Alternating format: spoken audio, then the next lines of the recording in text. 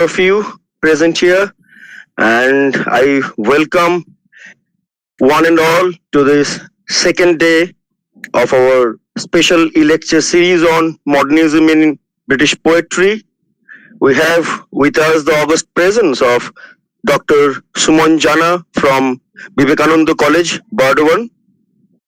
Without wasting much time, I would like to request our respected principal sir to kindly say a few words to introduce the distinguished speaker and to formally inaugurate the day. So, over to you, sir. নমস্কার। আমাদের দেবী পক্ষ শুরু হয়ে গেছে।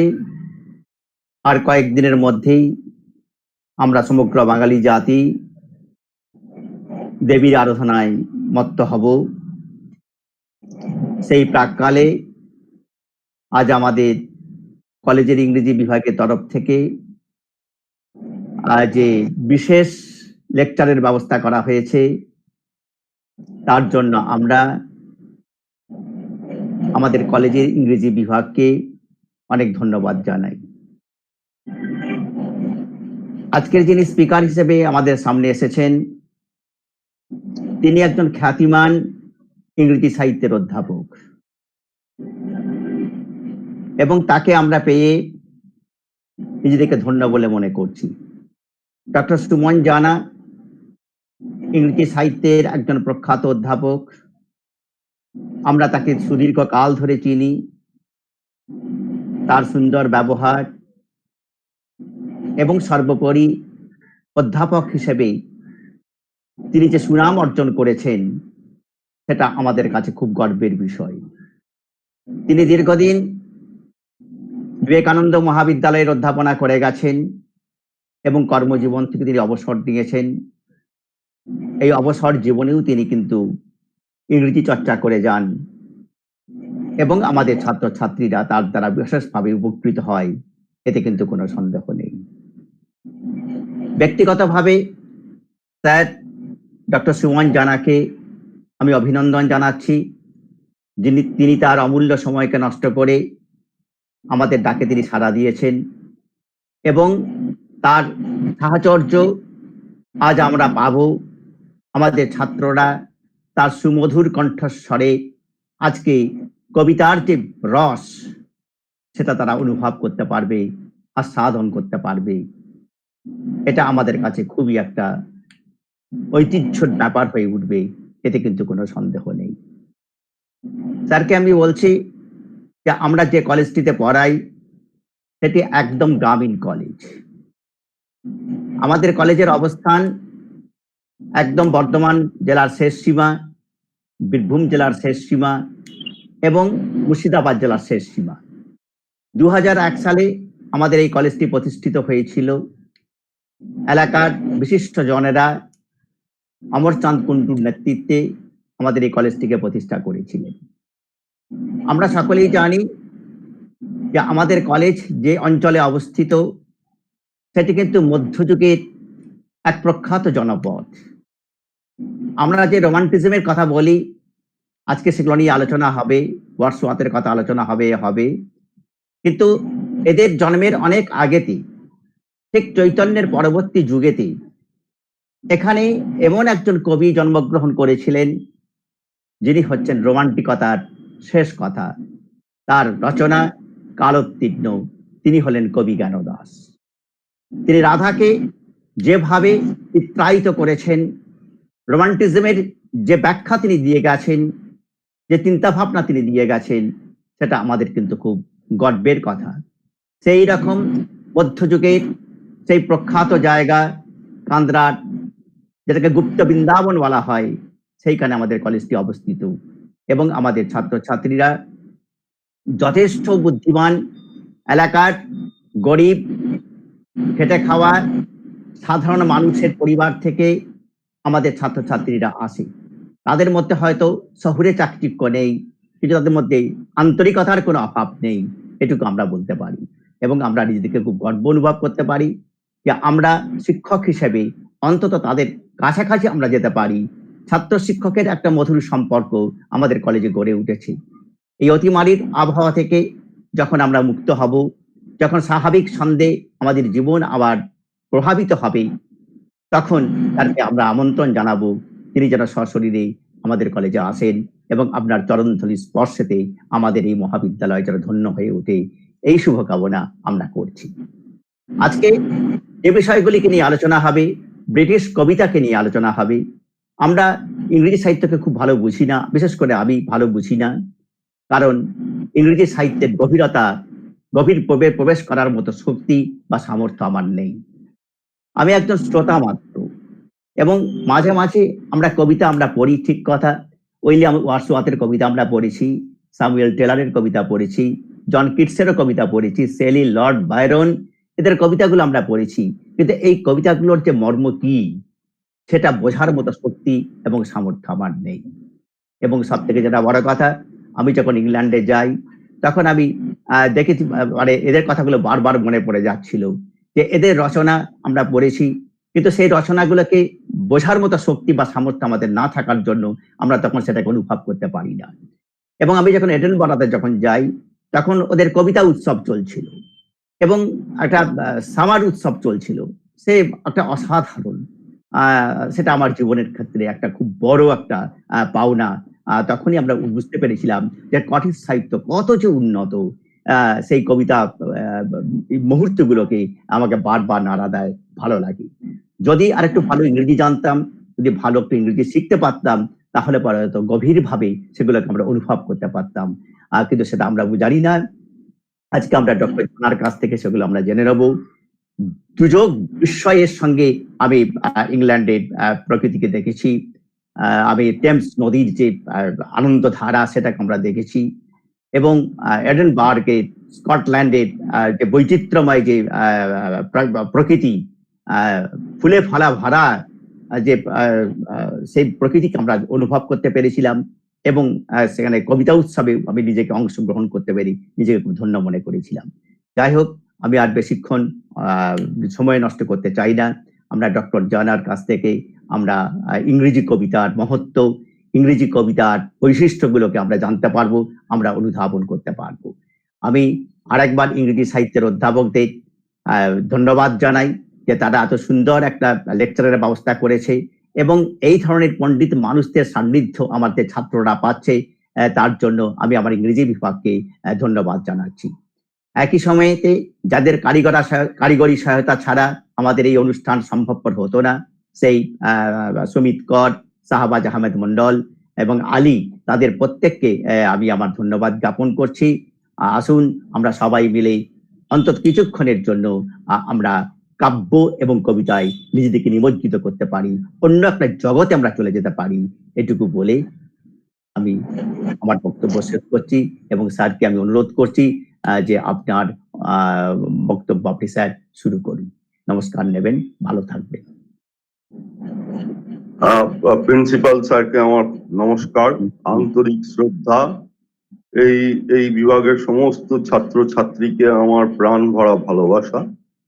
আমি আইন অনুযায়ী ইংরেজিতেই বলবো, তবে আমার দীর্ঘ 40 বছর ধরে অধ্যাপনা করে আমার যেটা মনে হয়েছে সেটা হলো মাঝে মাঝে একটু বাইলিঙ্গুয়াল হওয়া ভালো।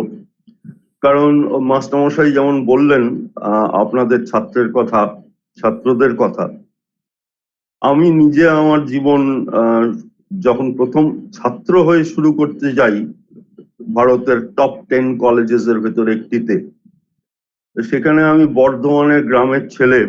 তখন বর্ধমান একটা গ্রাম ছিল 1973 সালে। আমার সঙ্গে কেউ ভালো করে কথাও বলতো না, কাজে শহুরে যে কালচারাল ইম্পিরিয়ালিজম সেই দেখে আমি বড় হয়েছি, কিন্তু কোনোদিন শহুরে কালচারাল ইম্পিরিয়ালিজমকে আমি নকল করতে চাইনি। আমি যেরকমটি ছিলাম সেরকমটি ঈশ্বরের আশীর্বাদে থেকে গেলাম। আমি খুবই একেবারে মাটির মানুষ, এবং এই মাটির মানুষ যে ছাত্রছাত্রী তাদের সঙ্গে আমার সংযোগ অনেক গভীর, অনেক অনেক প্রাণের স্পন্দন আমি সেখানে পেয়েছি, এবং সেটা কোনো অংশে আমি মনে করি না যে যাদবপুর বিশ্ববিদ্যালয় বা প্রেসিডেন্সি বিশ্ববিদ্যালয়ে যে যে যে হাইব্রিড কালচার জন্ম দিয়েছে এবং যে মেধার সঙ্গে ঔদ্ধত্যের জন্ম দিয়েছে, আমার মনে হয়েছে যে ঈশ্বর আমাকে নির্দেশ করেছেন যে গ্রামীণ পরিস্থিতিতে ঔদ্ধত্যকে বাদ দিয়ে মেধার প্রতি শ্রদ্ধা জানানো এবং মেধার কর্ষণ করা, চাষ করা, কাল্টিভেশন। এই কুলটুরে, কালচার শব্দটা যে আমরা বলি কুলটুরে থেকে এসছে, ল্যাটিন। এই কুলটুরে মানে চাষ করা। তো এই মানব জমিন চাষ করতে হবে আমাদের, এবং সেই চাষের আজকে একটা ছোট্ট আবাদ শুরু করা যাক। So I'm starting with your permission, Principal Sir, and all my teacher colleagues. I'm starting in English. And I'll switch over because this is not a UGC sponsored, kind of webinar and so on and so forth. I will switch over often and on into a little bit of Bangla so that the students for which I am here today would be doing pretty well with me. They would feel more at home. But well, so let me begin. The topic of today's discussion is modernism and T.S. Eliot. I have had a friendly discussion with Dr.Sukriti Ghoshal, who's more like my younger brother than a respected colleague or a principal. I know him since the last 40 years, and he had told me that he had tried to introduce certain facets of modernism to you yesterday. So I'm not going into modernism as a theory, but what I'm going to suggest is something very interesting, which nobody else will tell you, because I'm not a decent man, so I would always like to call a spade a spade. But all these, theories, modernism, postmodernism, globalized, the millennial culture, popular culture, multiculturalism in which we all live. These are very wonderful terms to listen to, but these are only for the rich. When in the 18th century in England, enlightenment took place. প্রচুর লোক পড়াশোনা শিখে গেছিল, so that is usually called the age of enlightenment. A lot of magazines were in the air. Hundreds and thousands of pubs also had, not only like our chai dokans, people used to go to chai dokans and read those magazines. Studies became very common and very popular. But even then, only not more than 5% of the Britishers had access to contemporary studies. Studies have always been, trends, and studies have always been let us say, the prioritized quotarized hegemony of the rich. In today's world, with the growth of technology, we must take the advantage of reaching what was once regarded as the privilege of the elite to the masses.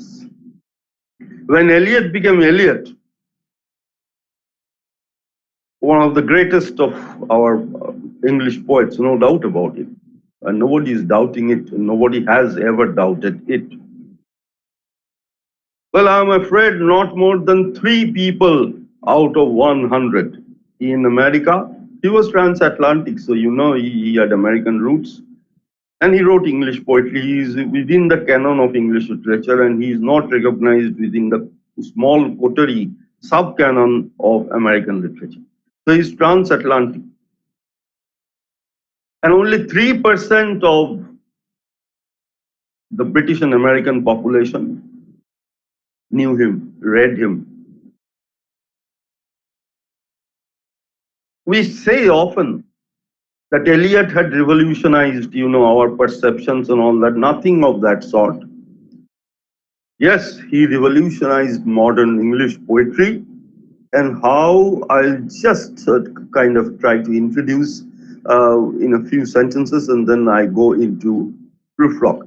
Because you see, I could have gone into Hollow Men also, but because Prufrock is the core seminal text of modernist literature, I would prefer more to stay back to Prufrock.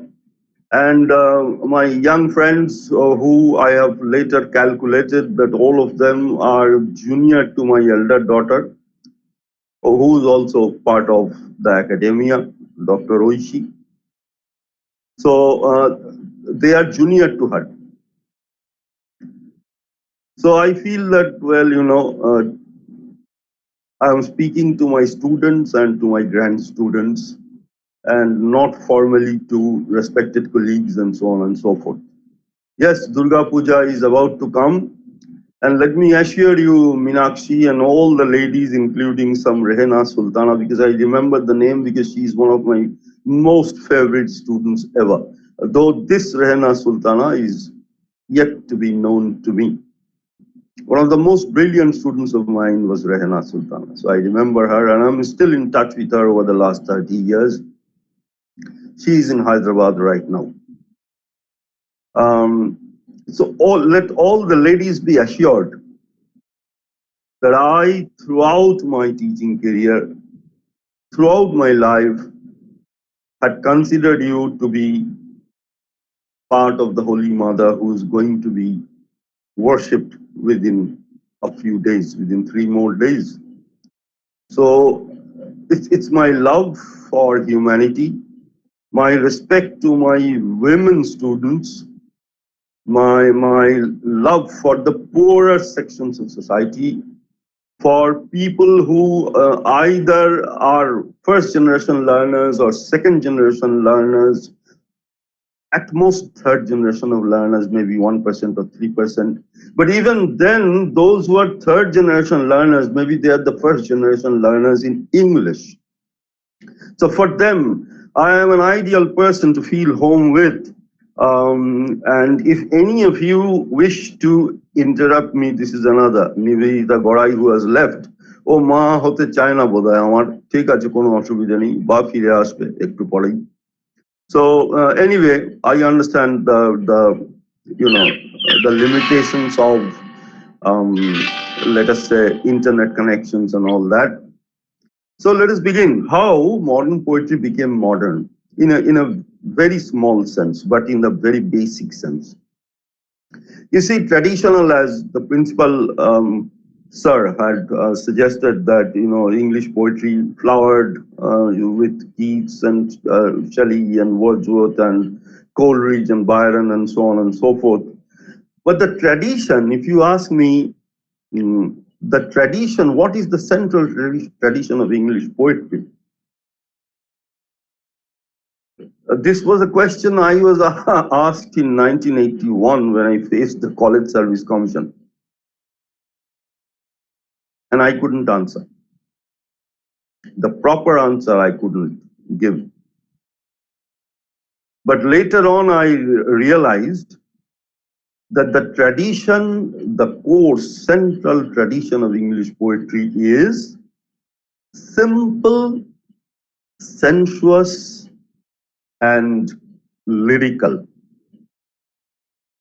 I was asked this question by my interviewer in the College Service Commission by a legendary professor who is no longer anymore with us, Professor Jyoti Bhattacharya, who I remember with respect every other day. And I have never heard anybody who's a better speaker than Professor Bhattacharya was.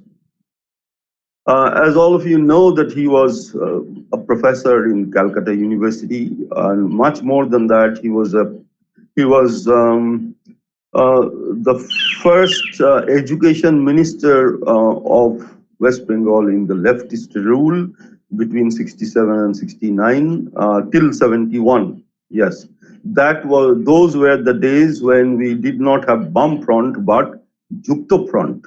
Then Jukto Front broke down, and then later on the Bum Front had been actualized, and whatever it is. So Jyoti Bhattacharya is a myth, a cult figure. So when I realized this, fortunately Jyoti Babu was still alive. That was in 1980s, towards the end, absolutely towards the end.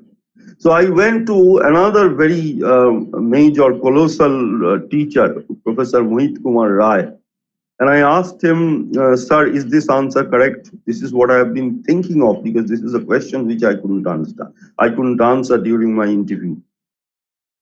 So he said, yes, absolutely correct. But hold on, I'll give you Jyoti Babu's phone number and I'll make you talk to him. So in those days, we had, so dumb black phones. So Professor Ray called Jyoti Babu and said, do you remember Suman Jana? You will never remember him because you had taken his interview 8 years ago or 9 years ago. And he said, yes, yes, that very strange boy from a rural place with a beard like D.H. Lawrence. By the way, I always grew my beards in my early youth. Till I was, yes, I had beards. I have a special fascination for beards, but no longer anymore. Maybe some other day again I will. So he remembered. You see, this is the genius of teacher. That if you note somebody somewhere, then you try to remember him. And then I told him that, sir, you had asked me this question and I couldn't answer, but today I feel that I have found out the answer. And I would just like to cross-check with you, as suggested by Professor Ray, that am I correct? So and then I told him, and he said, absolutely excellent. He said, yes, I'm very happy that you, who have not been able to answer a question 8 years ago or 9 years ago, have been keeping on, pursuing the answer. I bless you, my son, that be a good student of literature. I have never been to the UK or to the USA. I had never been anywhere. I have always sat at the feet of my guru, and I feel that I have roamed the world. I now sum up what is the change about modernism from the core of British poetry, which I said is simple, sensuous, and lyrical. You see, traditional British poetry was a poetry of statements. My heart aches. আমার বুকে ব্যথা করছে, আমার মন খারাপ. My heart aches. আমি হতাশ. I fall upon the thorns of life, I bleed. Shelley. তোমরা বোধহয় ওয়েস্টমিন্ট পড়েছো বাচ্চারা. I am happy. Wordsworth কি লিখলেন? My heart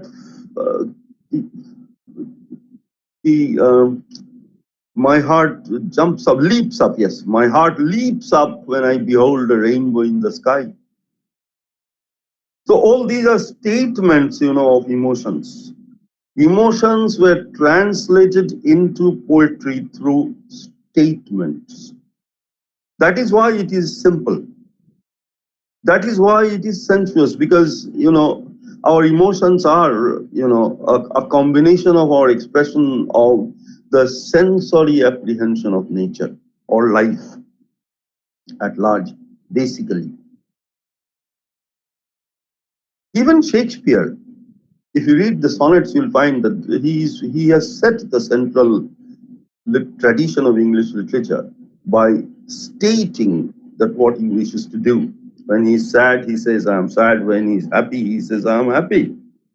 When he wishes to glorify the dark lady, he says that I do not wish if I am referring to sonnet number 130, Krishanu and all, you please, you must have read it and just tell it, read it out to your students, suggesting that, see, this is the tradition of romantic poetry when he says that I do not want a goddess.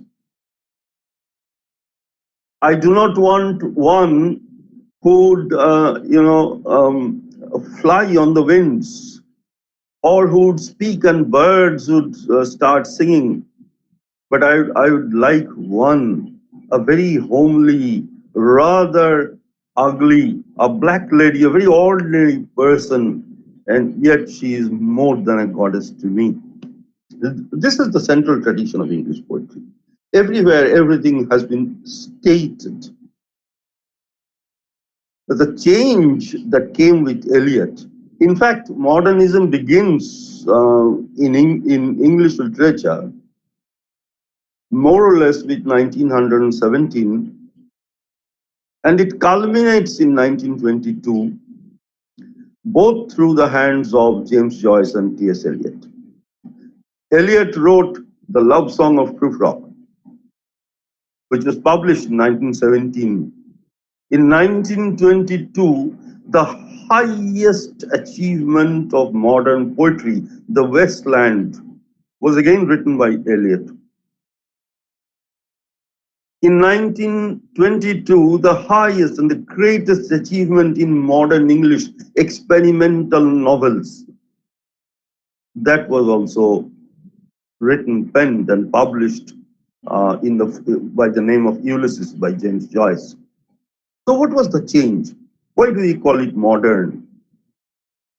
The word, all of you know by now that the word modern, তোমরা 3 বছর English honours পড়ছো নিশ্চয়ই জানো, শুনেছো, that the word modern is derived from the French word modéré, which means new. So this, present day cultural tradition of linking the 20th century with modern age, or the 1950s, up to the 1950s with modernism, then the post-50s with postmodernism, and then the 21st century into millennialism or globalization or multiculturalism and so on and so forth. All these are not basically true to the sense of the term, because whatever new you do today is modern. Because modern comes from the word new. Now, where is the newness of Eliot? The newness of Eliot are basically in 3 respects. First is that he made poetry enormously difficult, challenging, obscure. He deliberately put in, that was his strategy. He was a great politician. His politics was, his politics was, for instance, if I today suddenly want to come to the fore, what I'll do is, let us say I'll take a cult figure of West Bengal, say Bidhasagor, and I'll start making public statements with elaborations that we have much more knowledge, quantum of knowledge, data than Bidhasagor had. You pick somebody who's great, and then kind of try to break the image down, be an iconoclast. And then people will start, abusing you, killing you, shouting against you. But what you gain in the process is that you gain a huge amount of recognition. Your name gains a huge amount of recognition. That was his politics. So he knew that he wouldn't be able to do something very special without doing something specially new, which would star the complacency of the English poetry reading audience into a great form of disturbance, like as it was caused in 1945 when Nagasaki and Hiroshima were bombed. He wanted this, and he bombarded us with a huge, enormous amount of scholasticism. And his second strategy, which was part of his first, was that he deliberately broke down the links between phases of the same poem. For instance, in traditional poetry, even till the end of the 19th century, in Tennyson, even in Browning, who was very modern, much more modern than being Victorian, you will find there is a continuity, there is a sense of continuity. And beginning from Shakespeare or even Chaucer, Spenser, of course, till Dante Gabriel Rossetti, the last great poet of the 19th century, or maybe Algernon Charles Swinburne, you will find everywhere that line 1 follows line 2 follows line 1, and line 3 rationally follows line 2, and line 4 rationally follows line 3. And this is how a stanza ends, and then the second stanza rationally follows the idea of the first stanza. Now, Eliot broke these connectives. He brought in fragmented poetry. And I'll show you by reading how fragmented he was. And through this technical innovation, this is another bomb in his nuclear bomb in his armory. He bombarded the public, the reading public.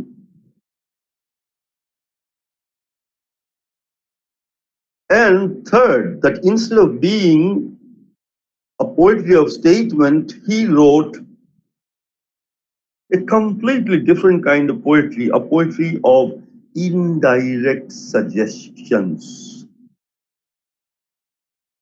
A poetry of indirect suggestions. And through which did he indirectly suggest? He suggested through images. Now you'll ask me, I'm specifically talking to my children here, my little ones, maybe the third year students only. You'll ask me, sir, did Wordsworth have no image? Did Keats have no image? Did Shakespeare have no image? Did Robert Burns, the famous Scottish poet, or William Blake, for instance, have no image? Did Pope and Dryden have no image? Of course they had images. But their images were not meant to not understand. Eliot's images were meant to not understand. What I am suggesting is that Eliot wishes that poetry should appear to the reader as a great intellectual challenge, where the reader will immediately get stuck and bamboozled and bombarded and maybe thunderstruck. All of you know the word that Milton uses over and over again: amazed, amazed, amazed, astounded, in Paradise Lost Book 1. All these words come from amazio, meaning Latin, meaning thunderstruck. বিমূঢ় করে দিয়েছে যে দেখি তোরা বুঝিস কিনা. And his images were absolutely non-sensual, only intellectual, celebratory. That you have to apply your brains in order to find out, images. You have to apply your brains. You have to, the reader would be the co-creator. You have to find meaning. I am giving only suggestions of meanings. Meaning kind of something like our riddles. So I give you a riddle, you have to find out the meaning, and then my riddle comes to a conclusion. So for instance, the very famous image of modernist poetry, that a lover, he's planning to go and meet some women, at a one-night cheap hotel, etc., etc.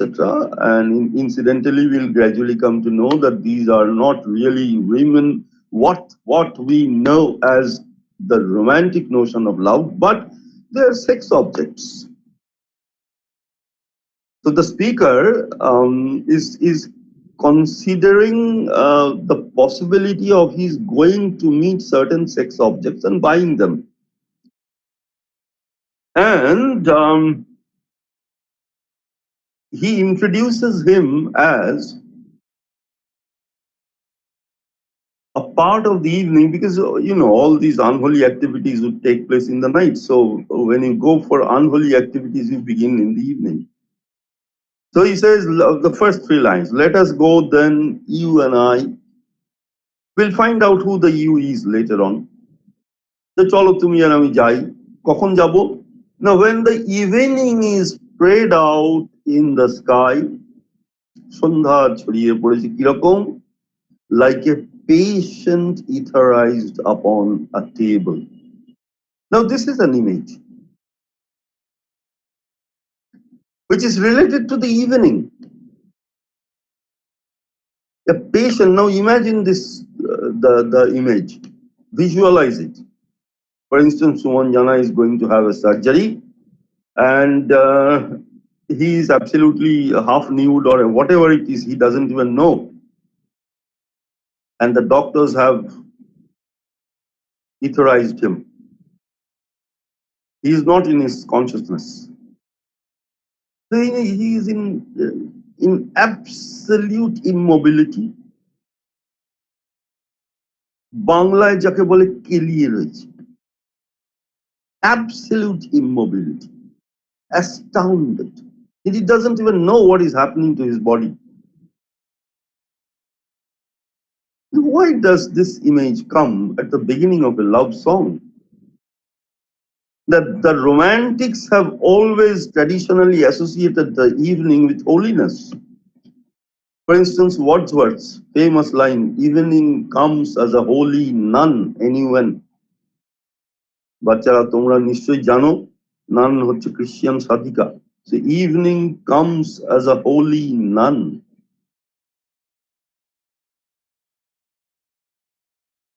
And here, you know, you can understand the shift.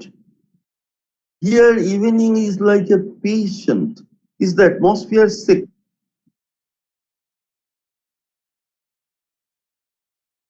Or is the speaker sick?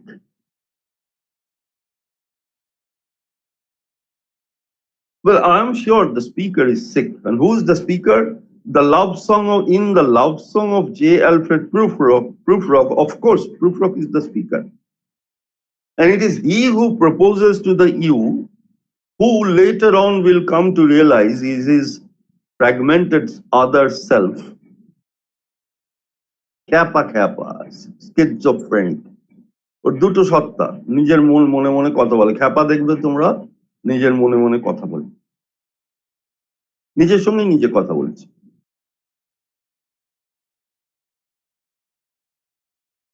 এবং সে কিরকম খ্যাপা, নড়তেও পারে না, চড়তেও পারে না, like a patient etherized upon a table, senseless. And imagine the very irony of him desiring sex, vital sex. And an immobile person desiring mobility, dreaming that I'll go.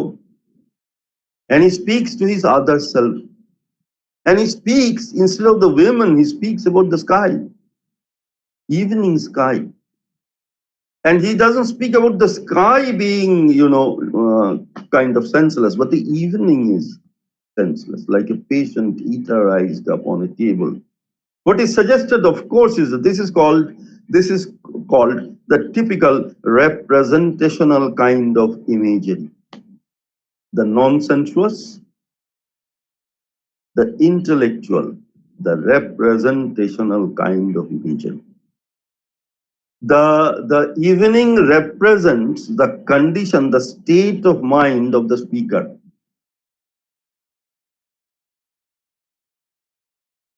এবারে তোমরা খালি মজাটা, ব্যঙ্গটা দেখো, যে সুমন জানা নেতিয়ে পড়ে আছে, তার একটু যদি ধরেও নি যে একটু জ্ঞান আছে, ওর তো জ্ঞানই ছিল না প্রুফরগের, এটি ইথারাইজড।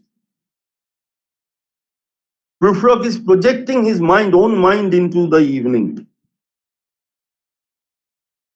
এবং সে প্ল্যান করছে যাই ফুটবল খেলে আসি, যেখানে vital exercise is essentially very very very very very important, is the core, is the basics, is the fundamental activity to be done. An inactive, half dead, semi-dead person thinking of it, you start laughing. Is it a love poem? Is it a love poem at all? Or instead of being a song, instead of being a love song, is it an elegy questioning the impossibility of love in the speaker?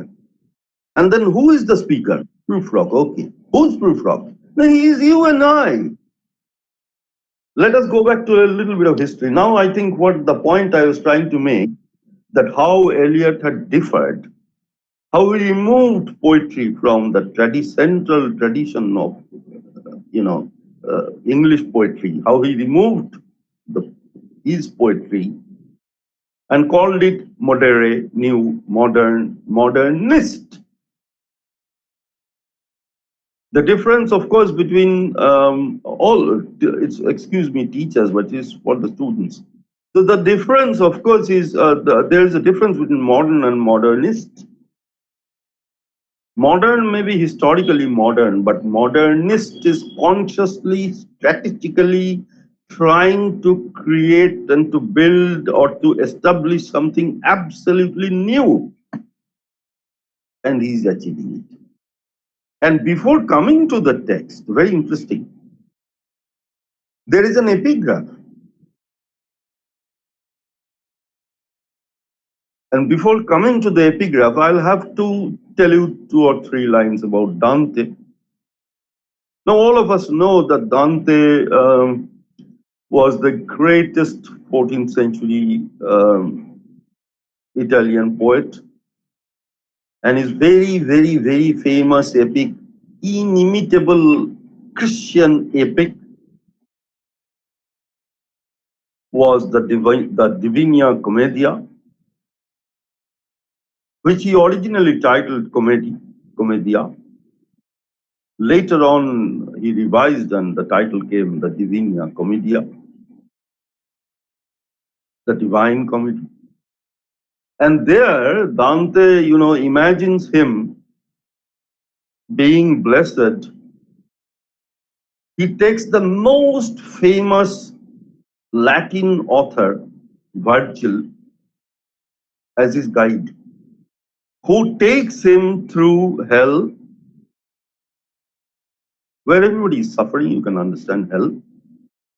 And then after experiencing the horrors and the terrors and the whatnots, and the indescribable sadness and badness and madness of hell, he passes into, under the guidance of Virgil, he passes to purgatory, a place where you repent, you have to be penitent. আমাদের ভারতবর্ষেও প্রায়শ্চিত্ত কথাটা আছে, রিপেন্টেন্সের বাংলা আমাদের ধারণা প্রায়শ্চিত্ত। In India, প্রায়শ্চিত্ত means পুনরায় চিত্তে গমন করা। যে আমি আত্মবিস্মৃত হয়ে গেছিলাম তাই বোম মেরেছি, বা পাশের বাড়ির মেয়েটার ক্ষতি করেছি, বা কলেজে কোনো মেয়েকে অসম্মান করেছি, বা আমি মেয়ে হয়ে নোংরা নোংরা কাজ করেছি। এটা কখন করেছি আমি? না, আত্মবিস্মৃত। This is more or less very common in all religious doctrines. So if you are repentant, if you are penitent, if you are suffering, you realize that what I have done is not good enough, not correct enough. Then what do? You understand that you are not in yourself.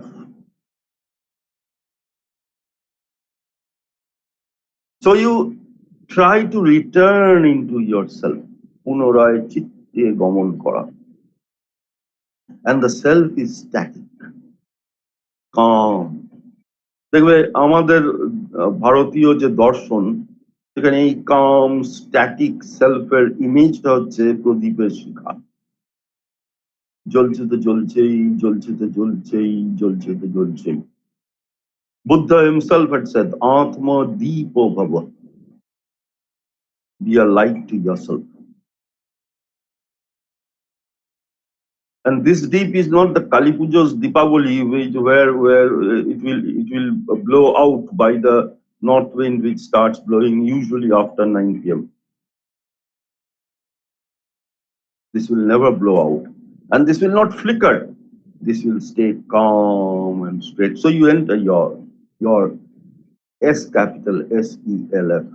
How do you enter your S capital? Now, through a little bit of suffering, a little bit of repentance. And after only being repentant, you can go to paradiso, meaning paradise, the highest level of divine consciousness. So Dante visits all these three states, which were conceived of as geographical states, though today by now all of us know that these are not geographical states. These states do exist, but these are all in our minds. All very real, but all within our minds. That you don't have to die in order to be hell. You can be in hell while you are alive. You can be in purgatory when you are alive. And if you are never in purgatory, if you do not repent the sins that you have committed, and what is a sin? A sin is anything that does no good to others. যে কোনো ধরনের স্বার্থ সিদ্ধির জন্য, সে যৌন আনন্দই হোক, শারীরিক আনন্দই হোক, ভালো খাবার, ইলিশ মাছ, খাসির মাংস, কেউ মিষ্টি, ভালো জামা পরাই হোক, your shirt, which may be 3,000 rupees, will do no good to society. You don't need it, damn it. That's your sin.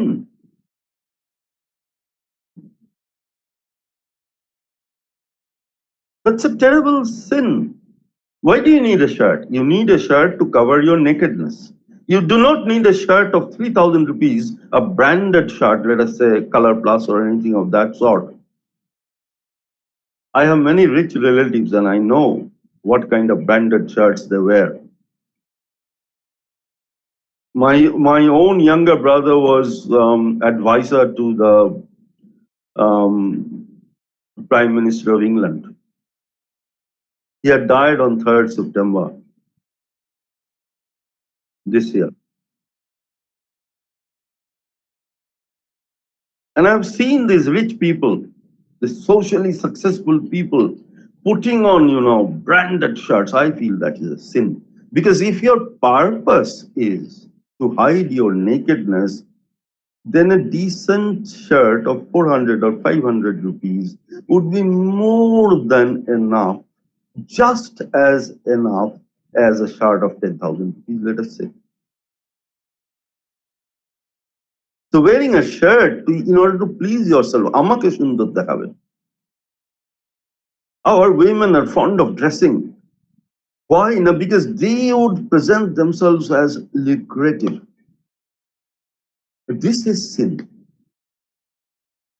তাই বলে আমাদের মায়েরা সাজবে না? অবশ্যই সাজবে।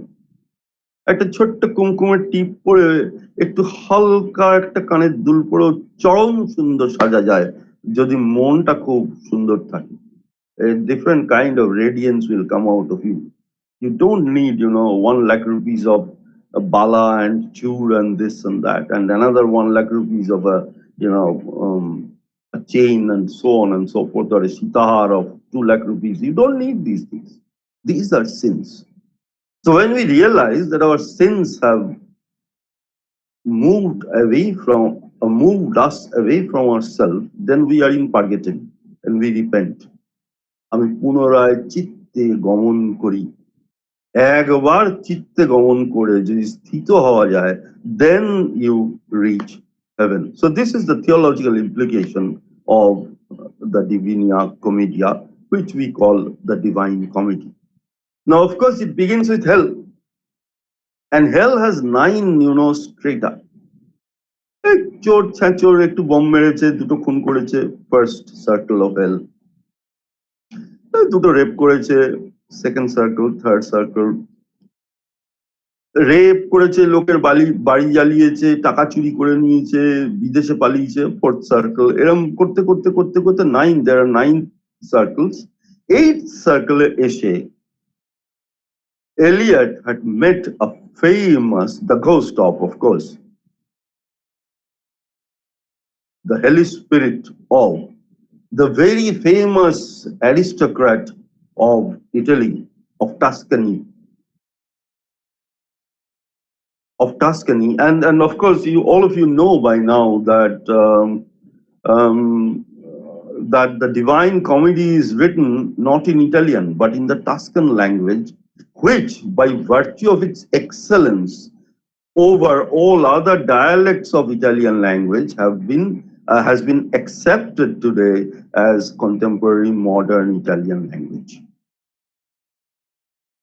যার mother language হচ্ছে Latin. ভার্জিলের হাত ধরে চলেছে। On the 8th circle, in the 8th circle of hell, he meets this man, Count Guido di Montefeltro. And he says, বাপরে, আপনার মতো মহাপুরুষ, আপনি এত বড় লোক, এত গুরুত্বপূর্ণ ব্যক্তি, why are you in hell? You were such a famous person, you were such a grand person, then why are you in hell? Why do I see you in hell? And then Count Monte Cristo, Guido the Monte Cristo, Guido answers Eliot. He is so much suffering that he doesn't even have a body. Sukho dehotaও নেই. He's just a burning mass of flame. And he answers Eliot, Dante, যে আমি যদি বাংলায় বলি, ছেলেমেয়েরা ভালো করে মাথার ভিতরে ঢুকে যাক, তারপরে again I'll once again continue in English. I'm very happy with English, no problem.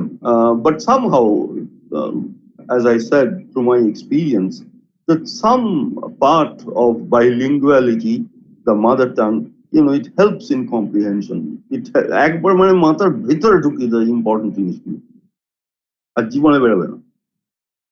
So Guido replies to Eliot, to Dante, আমি যদি জানতাম যে তুই নরকে ঢুকে আবার এখান থেকে বেরিয়ে যেতে পারবি, কারণ নরকে যে ঢুকে সে তো আর বেরোতে পারে না, তো নরকেই অনন্তকাল থাকবে,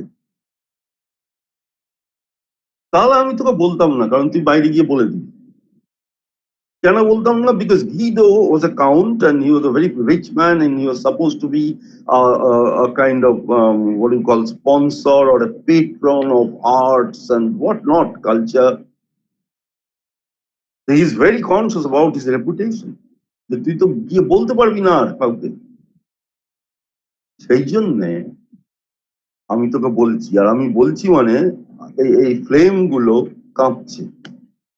আমি যদি জানতাম যে তুই বাইরে গিয়ে বলতে পারবি না, তাহলে these flames should shake no more. Now this is exactly Guido's speech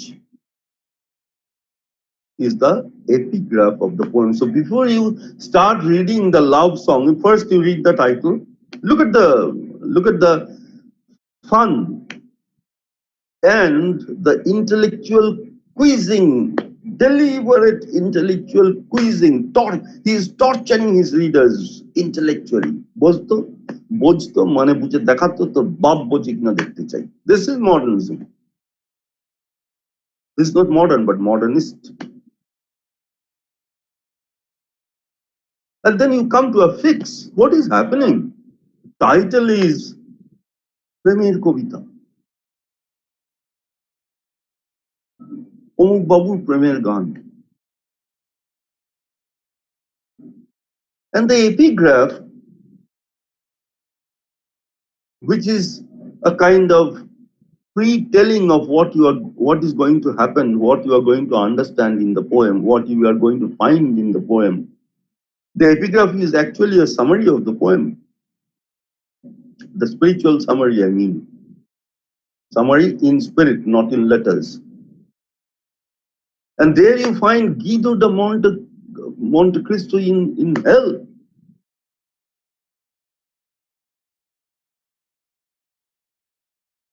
আর একটুখানি যদি আমরা পড়ি মূল এতে পেঙ্গুইন বার করেছে ইনফার্নো, তোমরা হয়তো অনেকেই পড়েছো, মাস্টারমশাইরা পড়ে থাকবে। যদি নাও সুযোগ হয় কখনো কখনো সুযোগ পেলে পড়ো। In fact it is much better than what you call, at least I found it to be a better piece of poetry, Inferno, than the excellent descriptions of Paradiso, other than one or two famous passages. আরেকটু এগোলে আমরা দেখবো যে গিডো বলছে যে আমি কিরকম বদমাইশি করেছি, কেন আমাকে এখানে ফেলেছে। এগুলো আর নেই এপিগ্রাফে, কিন্তু গিডো বলছে যে আমি না পাপ করার আগেই ভগবানের কাছ থেকে ক্ষমা চেয়ে নিতাম। আমি পাপ করার আগেই ভগবানের থেকে ক্ষমা চেয়ে নিতাম।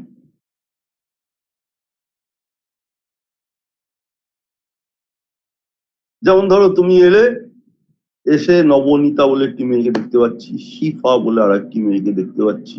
শিফা আর নবনীতা আমার বাড়িতে এলো, এসে প্রণাম টনাম করলো, স্যার ভালো আছেন, আপনাকে আমরা দেখেছি ওই স্পেশাল লেকচারে। হ্যাঁ ভালো আছি, তোমরা কেমন আছো ইত্যাদি। তো বলে স্যার আপনাকে দুটো জুতো মারবো, আপনি ক্ষমা করে দেবেন বলুন। তা আমি মাস্টারমশাই বুড়ো, আমার তো কোনো তোমাদের কাছ থেকে লেনা দেনা নেই, অ্যাবসলিউটলি কোনো লেনা দেনা নেই। তো আমি কি বলবো, যে ঠিক আছে বাবা দুটো মারিস, ছেড়ে দে। তো নবনীতা আর শিফা আমায় দুগালে দুটো জুতো পেটা করলো, এবং বাইরে বেরিয়ে তাদের বন্ধুরা, ক্লাসের মেয়েরা যখন বললি কি তোরা এরকম করলি একজন বয়স্ক মাস্টারমশাইকে, যিনি তোদেরকে মা বলেছেন, বলে আর কি হয়েছে, ক্ষমা পেয়ে গেছি তো, আগে স্যারকে পারমিশন নিয়ে তারপর মেরেছি। So this is how Guido says that he used to cheat God, that whatever wrongs he committed,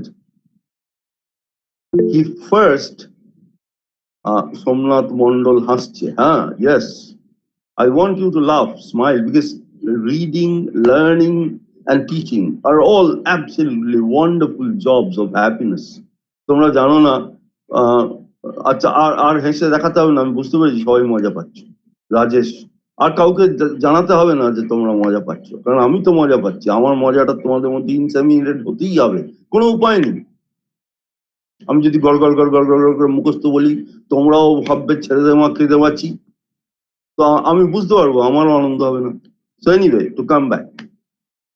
So Guido, what is the summary of Guido's guilt? He wanted to cheat upon God. হে ভগবান, তোমায় ক্ষমা করে, তোমার কাছে আগে ক্ষমা চেয়ে নিচ্ছি, তারপরে আমি আমার মালির স্ত্রীকে ভোগ করব। হে ভগবান, আমি তোমাকে ক্ষমা চেয়ে নিচ্ছি, আগে ক্ষমা চেয়ে নিলাম, ঠাকুর ক্ষমা করে দাও, তোমার হাতে পায়ে ধরছি, ক্ষমা করে দাও, ক্ষমা করে দাও, ক্ষমা করে দাও, আমি খুবই দুঃখিত নিয়ে, কিন্তু ঠাকুর আমাকে ওই ওই আমি তো এলাকার কাউন্ট, মানে ধরো জমিদার, তা আমার ওই মৌজায় অমুক একটা পরমা সুন্দরী 16 বছরের মেয়ে আছে, ওকে ভোগ করবো ঠাকুর। আগে ক্ষমা চেয়ে নেওয়া হয়ে গেল। ক্রিশ্চিয়ান ট্র্যাডিশনে আছে যে পাপ করে ক্ষমা চেয়ে নাও, কনফেস করো, সেরকম ও আগেই ক্ষমা চেয়ে নিচ্ছে। ওর উদ্দেশ্য হচ্ছে that he would cheat upon God. Now he realizes that you can cheat upon everybody other than God, and that is why he is in nearly the worst circle of hell. He is in the 8th circle of hell. So where does hell come from in a love song? Why is the epigraph like this? And now we jolly well understand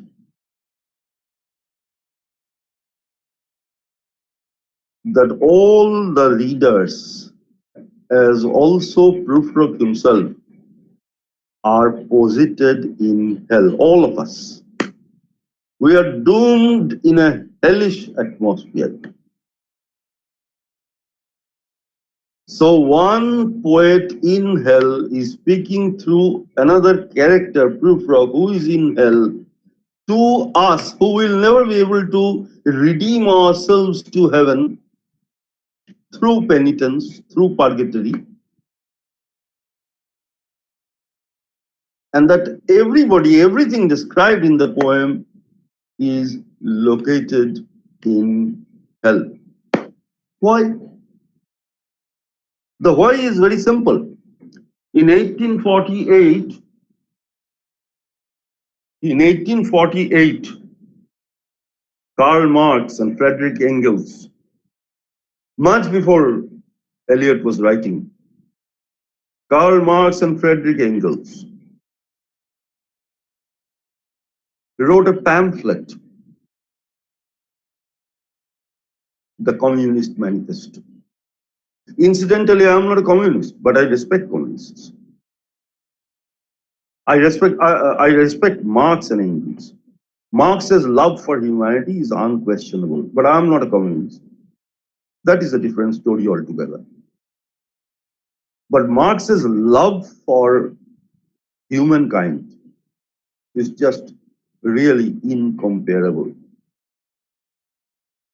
And what did they write? What was the central thesis of the Communist Manifesto? That so long, in the name of God and in the name of King, so long 1848 আগে পর্যন্ত ইংল্যান্ডেই বলো ভারতবর্ষেই বলো সব জায়গায় in the name of ভগবান and in the name of ভদ্রতা সৌজন্য বড়দের মানা ইত্যাদি ইত্যাদি ইত্যাদি authority was worshipped এবং life was a kind of hierarchy যে যত উপরে আছে hierarchy সে তত পূজনীয় এটা ছিল আমাদের দর্শন ধারণা Marx came and said, all who are above you are exploiters. They are bloodsuckers. একদম তলায় কারা পড়ে আছি proletariat, working class. Those who have quote unquote nothing to lose but their chains. And who had chained them among not only the rich but also God. Because the church sanctioned the exploitation of the rich, exploitation of the poor by the rich. আমাদের দেশেও হয়েছে ভগবানের নামে ব্রাহ্মণ্যবাদ ব্রাহ্মণ্যবাদ doesn't mean কতগুলো জিনিস আমাদের clear থাকতে হবে ব্রাহ্মণ্যবাদ যদি আমি বলি যে ব্রাহ্মণ্যবাদ খুব ক্ষতি কাজ করেছে this doesn't mean যে I am against Brahmins, people who bear titles like Chatterjees and Banerjees and Mukherjees. No. Nothing against the individuals, but against the ideology of which the individuals are innocent. Because, for instance, I just immediately remember Mrinal Babu has a surname Chatterjee, but he didn't invent Brahmanism. Neither, maybe he is part of the exploitation which goes on in the name of Brahmanism, which goes on in the name of God. So Marx upturned first the notion of the traditional scale of values, the traditional hierarchy of existence, and put a huge question mark on our psyche. Next came Freud.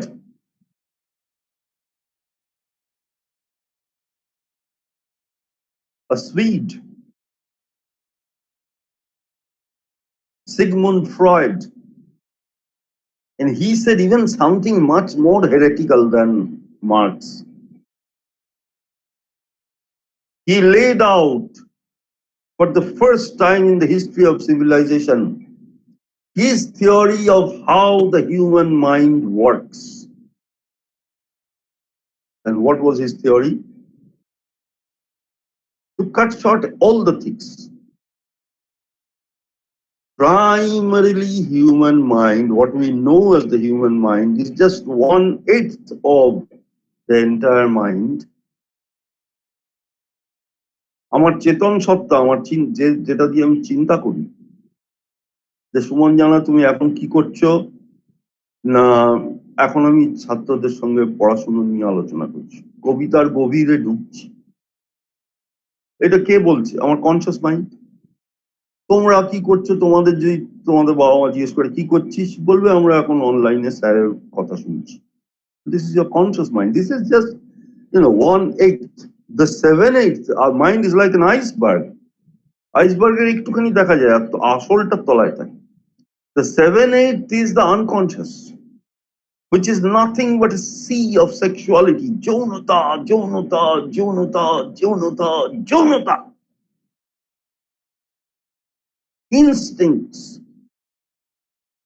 And all instincts like anger, desire,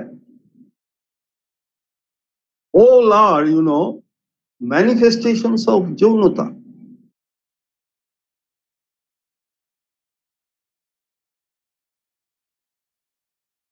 That actually sexuality rules our lives. Marx has of course been refuted later. Freud has of course been refuted later on, but not that he had been refuted 100%, but he had been refuted again and again, over and over again. But that he was untrue, nobody has said. আমরা অনেক বেশি পরে ফ্রয়েডের উপর addition alteration করেছি, আমরা দেখিয়েছি যে Freud কোথায় কোথায় হয়তো ঠিক বলেননি, কোথায় কোথায় ফ্রয়েডের মন্তব্যকে আমরা চ্যালেঞ্জ করতে পারি, কিন্তু সেগুলো তো পরে, সেগুলো পরে। ফ্রয়েড এসে মানুষের মনোজগতে আর একটা ভয়ঙ্কর প্রশ্ন তুলে দিল যে তাহলে কি সবটাই কাম, যৌনতার বাইরে কিছু নেই? তাহলে ঠাকুর দেবতা, এই চার্চ, সবটাই চার্চ কেন্দ্রিক, মাইন্ড ইউ, কারণ এখানে কিন্তু ভারতীয়, ওরা উপনিষদ জানতো না, ওরা বেদ পড়েনি, ওরা রামায়ণ মহাভারত পড়েনি, ওরা কিছু জানতো না, ওরা ওদের মতো ইউরোপিয়ানরা আমাদের থেকে সবসময় পিছিয়ে আছে মেধায়, কারণ ওদের এত বুদ্ধি কম। that Europeans consider human life to be a composition of 4 things: earth, water, air and fire. Indians since 15,000 years have considered our human bodies to be a composite of 5 things. What is the 5th? Earth, air, water, fire, all 4 common. What is the 5th? Space. Bomb. Khiti of tej morut bomb. বোমটা আজ ওরা কল্পনাই করতে পারেনি। আর তোমার দেহের ভেতরে যদি space না থাকে, তুমি বেঁচে আছো কি করে? নিঃশ্বাসটা কোনখান দিয়ে যাচ্ছে? হার্টটা যখন ছোট হচ্ছে, তারপরে যদি স্পেস না থাকে বড় বড় হচ্ছে কি করে? তোমার রক্ত কোথা দিয়ে চলাচল করছে? You are filled with space, all of you. আর মাটি, জল, আগুন, অমুক তুসুক, কিন্তু তার সঙ্গে বোম, ক্ষিতি অব তেজ মরুত হাওয়া বোম। ওরা অনেক স্থূল আমাদের থেকে, সন্দেহের কোনো অবকাশই নেই। আমাদের চিন্তা ভাবনা অনেক উন্নত, অনেক অনেক উন্নত, কিন্তু আমরা যেটা আজকে বলছি সেটা ওদের প্রেক্ষিতে বলছি।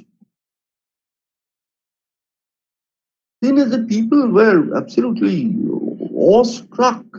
এই পিপল কারা না? ওই 3% of the people, উচ্চ শিক্ষিত এলিট। এমনি লোকেরা জানতোই না, গরিব ছিল, চুরি চুরি করে বড় লোক হয়েছে ওয়েস্টার্নরা। সমস্ত আমাদের টাকা পয়সা মেরে, আমাদের মা বউয়ের গয়না নিয়ে, আমাদের দেশের খাবার লুটে নিয়ে গিয়ে বড় লোক হয়েছে। There is nothing to glorify about England, but literature is universal. That is why we read English literature.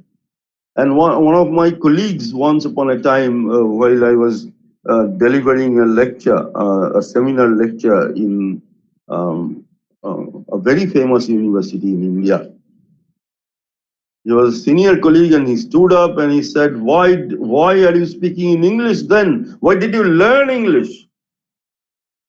And I said, I learned English in order to tell the Britishers in the language they understand that they are bloody thieves. বাংলায় খিস্তি দিলে বুঝবে না তো।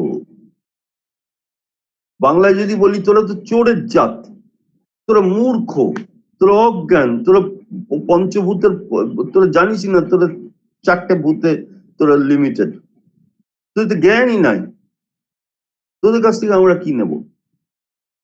এটা যদি বাংলায় বলতাম বুঝতে পারতো না। Now when I'll speak in English, these Britishers will understand what I am trying to suggest, that they are lower of intellectually, philosophically than we are. But then Freud shook the foundations of intellectual society. সে কি এতদিন তো জানতাম যৌনতা পাপ পাপ পাপ পাপ পাপ পাপ পাপ, আবার এটাই আমাদের পরিচালনা করে সমগ্র জীবনটাকে। কি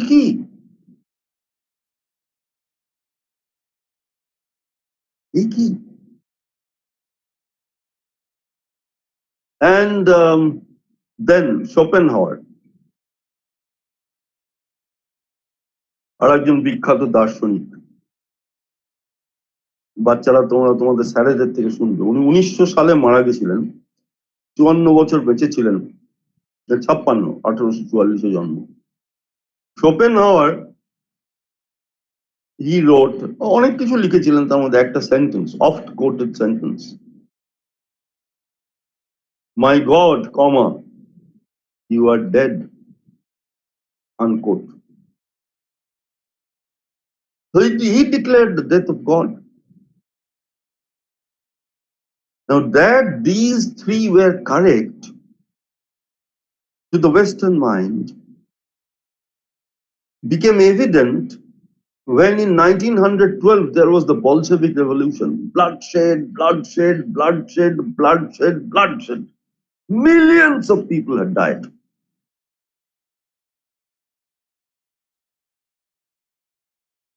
In 1916, কাল তোমরা শুনেছো, there was the Irish Easter Revolution in which hundreds of people had been brutalized and thousands have been brutalized and hundreds died and 27 of them directly killed under gunshot.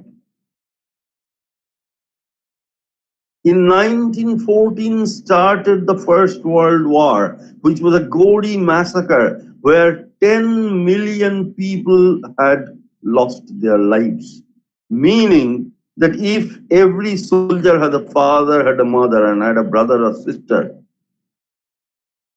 then 40 million people were brutalized, affected.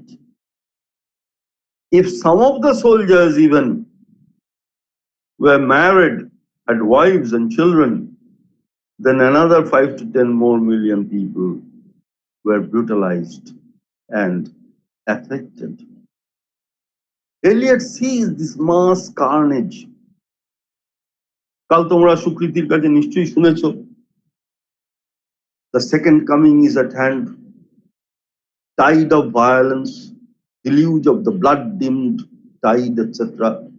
The deluge of violence, second coming এ শুনেছো, সেই ইতিহাস। Elliot দেখেছেন যে চারদিকে যা হচ্ছে, মানুষ মানুষকে মারছে, খুন করছে, লোক কোটি কোটি লোকের পা কাটা যাচ্ছে, কারো হাত কাটা যাচ্ছে। Yes, Somnath Mondal wrote, dogs of war were let loose. In fact, it's not the dogs of war, it's the men of war. We became dogs. And that is why we are in hell. So Eliot says, চারদিকে এই খেয়েও খেয়ে, কামড়া কামড়ি, nirmamata, all the basic precepts of religion, philosophy, love, mercy, pity, fellow feeling, self-sacrifice, all these have been burned to ashes. All these have been burned to ashes. So where are we now? In hell.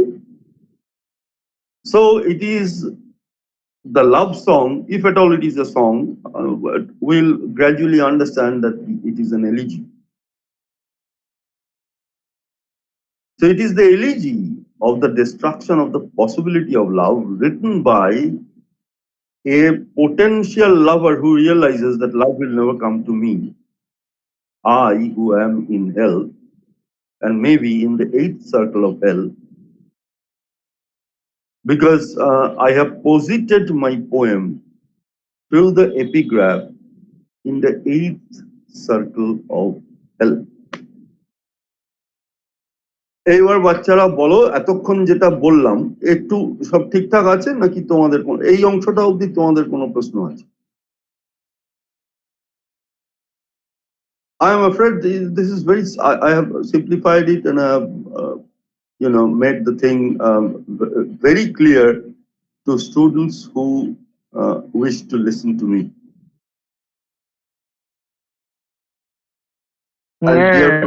ছাত্রদের কোনো কিছু প্রশ্ন থাকলে please তোমরা করো, sir এত হ্যাঁ, don't hesitate. হ্যাঁ, হেজিটেশনের কোনো গল্পই নেই। তোমরা তো পড়াও মীনাক্ষী, কৃষাণু, তারপরে আমাদের ওই বিধান স্যার, বিধান। হ্যাঁ, তোমরা তোমাদের কি মনে হয়? আমাদের আরো 2-3 জন আছে। আচ্ছা আচ্ছা, আমি আলাপ করে নেবো পরে। তো তোমাদের সঙ্গে যখন দেখা হবে সবার সঙ্গে আলাপ হবে।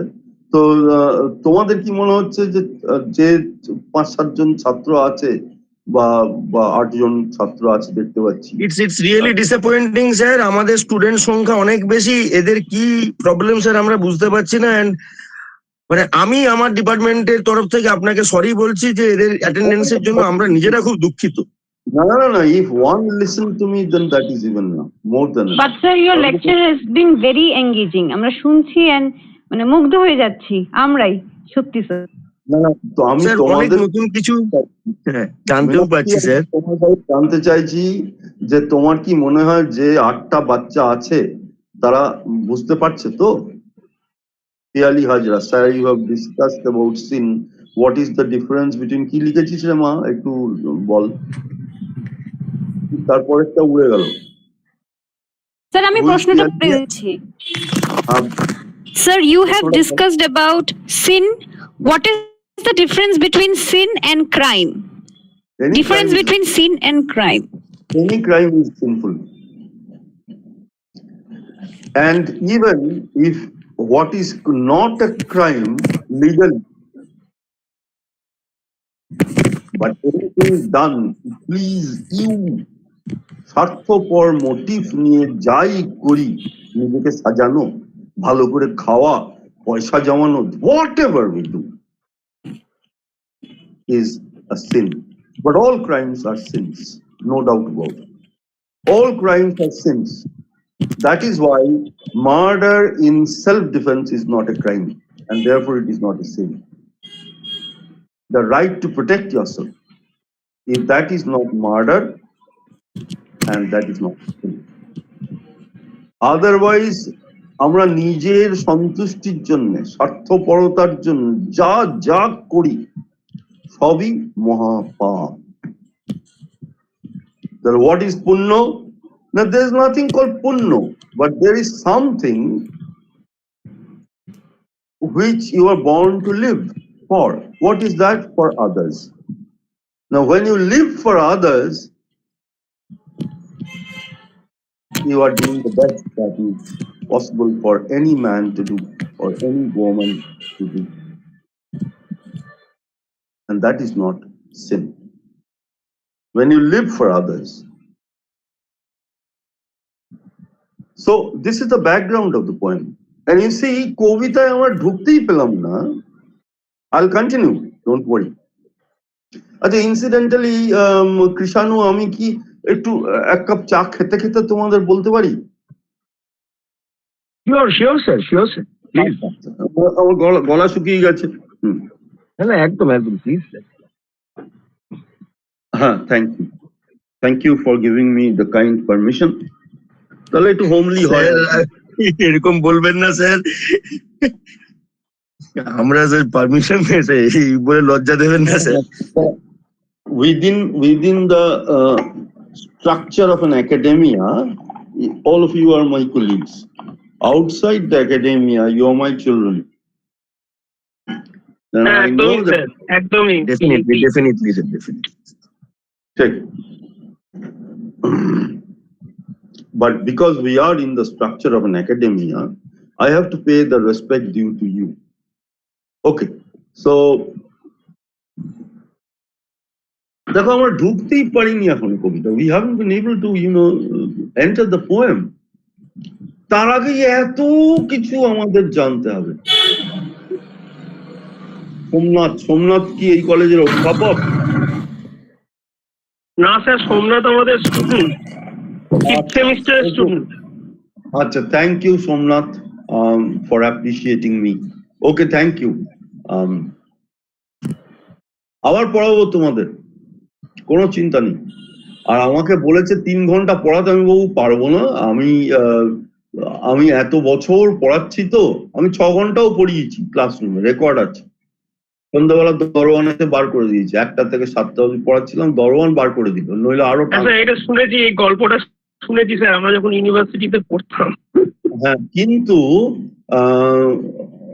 পরবর্তীকালে আমার কোথাও মনে হয়েছে যে হয়তো 50 জন ছেলের মধ্যে 10 জন শেষ অব্দি আর নিতে পারছিল না। 2 hours for me or 2 hours 15 minutes would be wonderful for one lecture, because you cannot finish off everything in a day, and you are not supposed to finish off everything in a day, because life is a very long journey, and a journey is a present continuous tense, so you cannot put an end to it, you see. So we'll carry on. So you see, what I am suggesting is that this is the essential difference between a modern poem and an Wordsworthian poem or a Shakespearean poem. That you don't need to discuss any of these. Just plunge into the poem and start reading, and you enjoy it, because it's simple, sensuous, lyrical. It's simple, sensuous, lyrical. The poetry was for enjoyment. Now, this kind of poetry is a kind of intellectual torture, intellectual torment, and it demands that you have enormous amount of intellectual resources, that you have to know Dante, you have to know the history of Count Monte Cristo, Guido da Monte Cristo.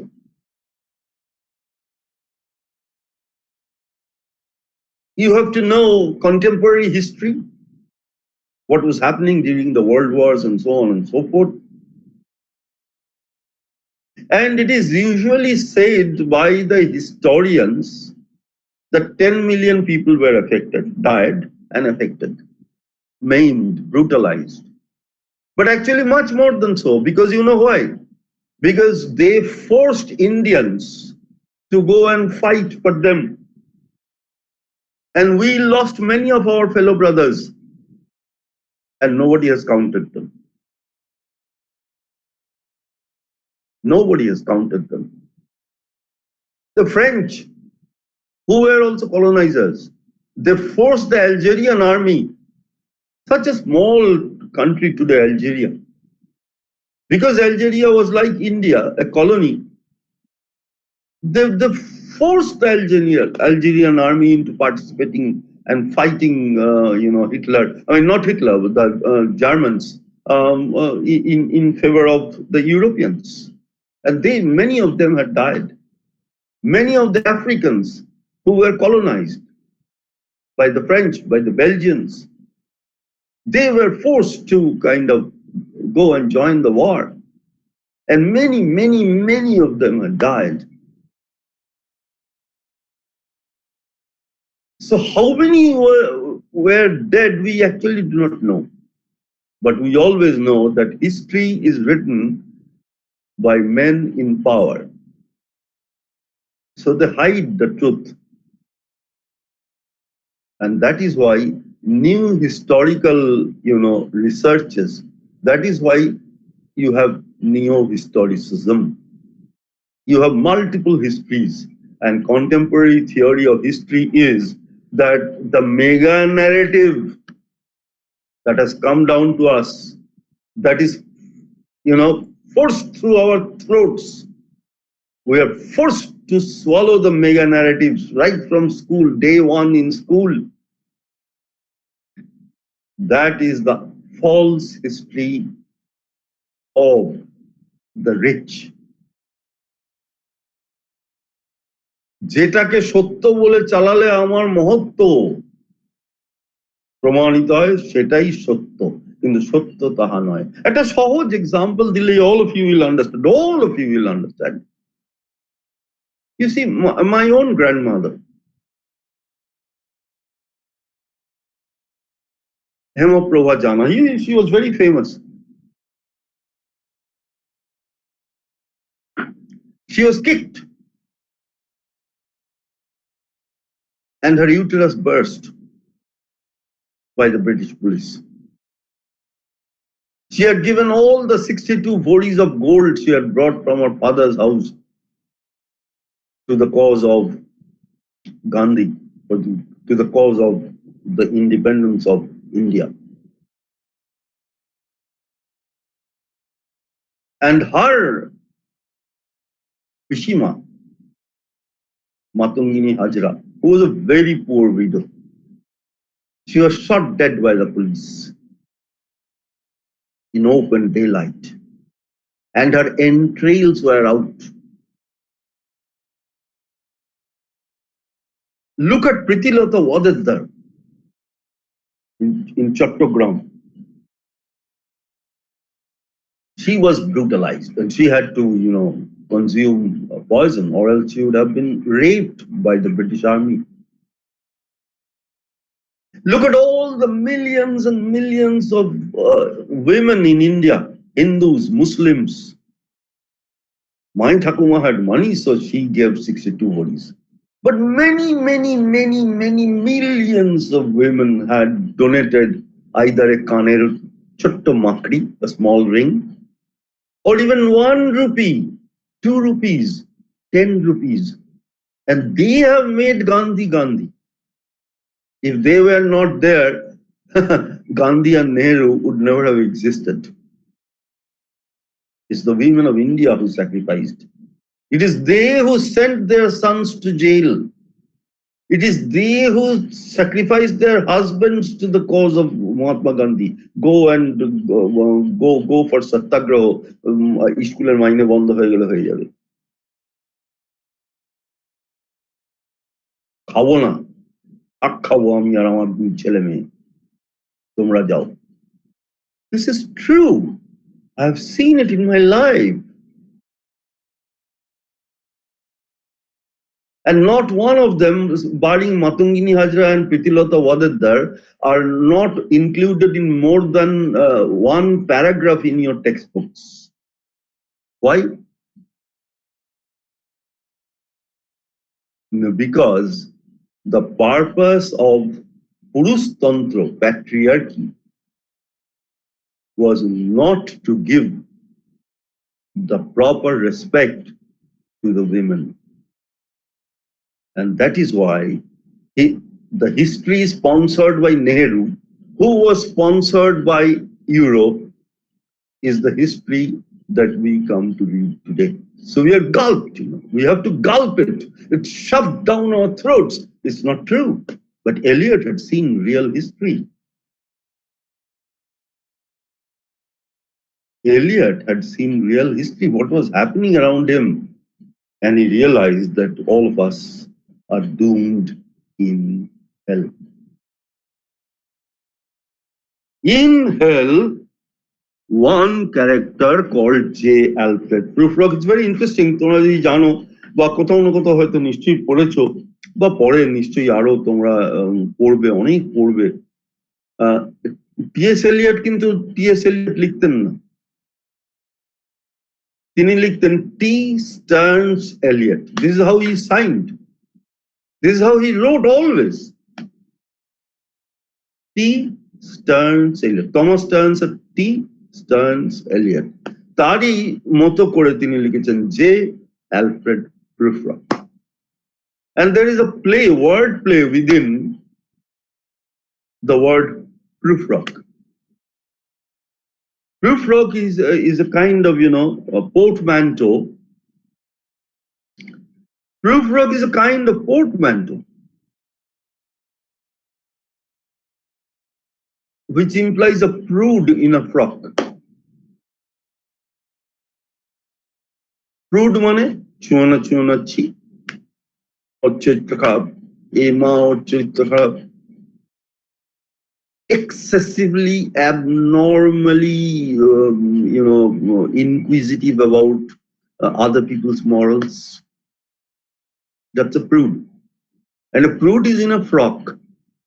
And frock is not only worn by a woman, a frock is also a KILT kilt, which is worn by men as well.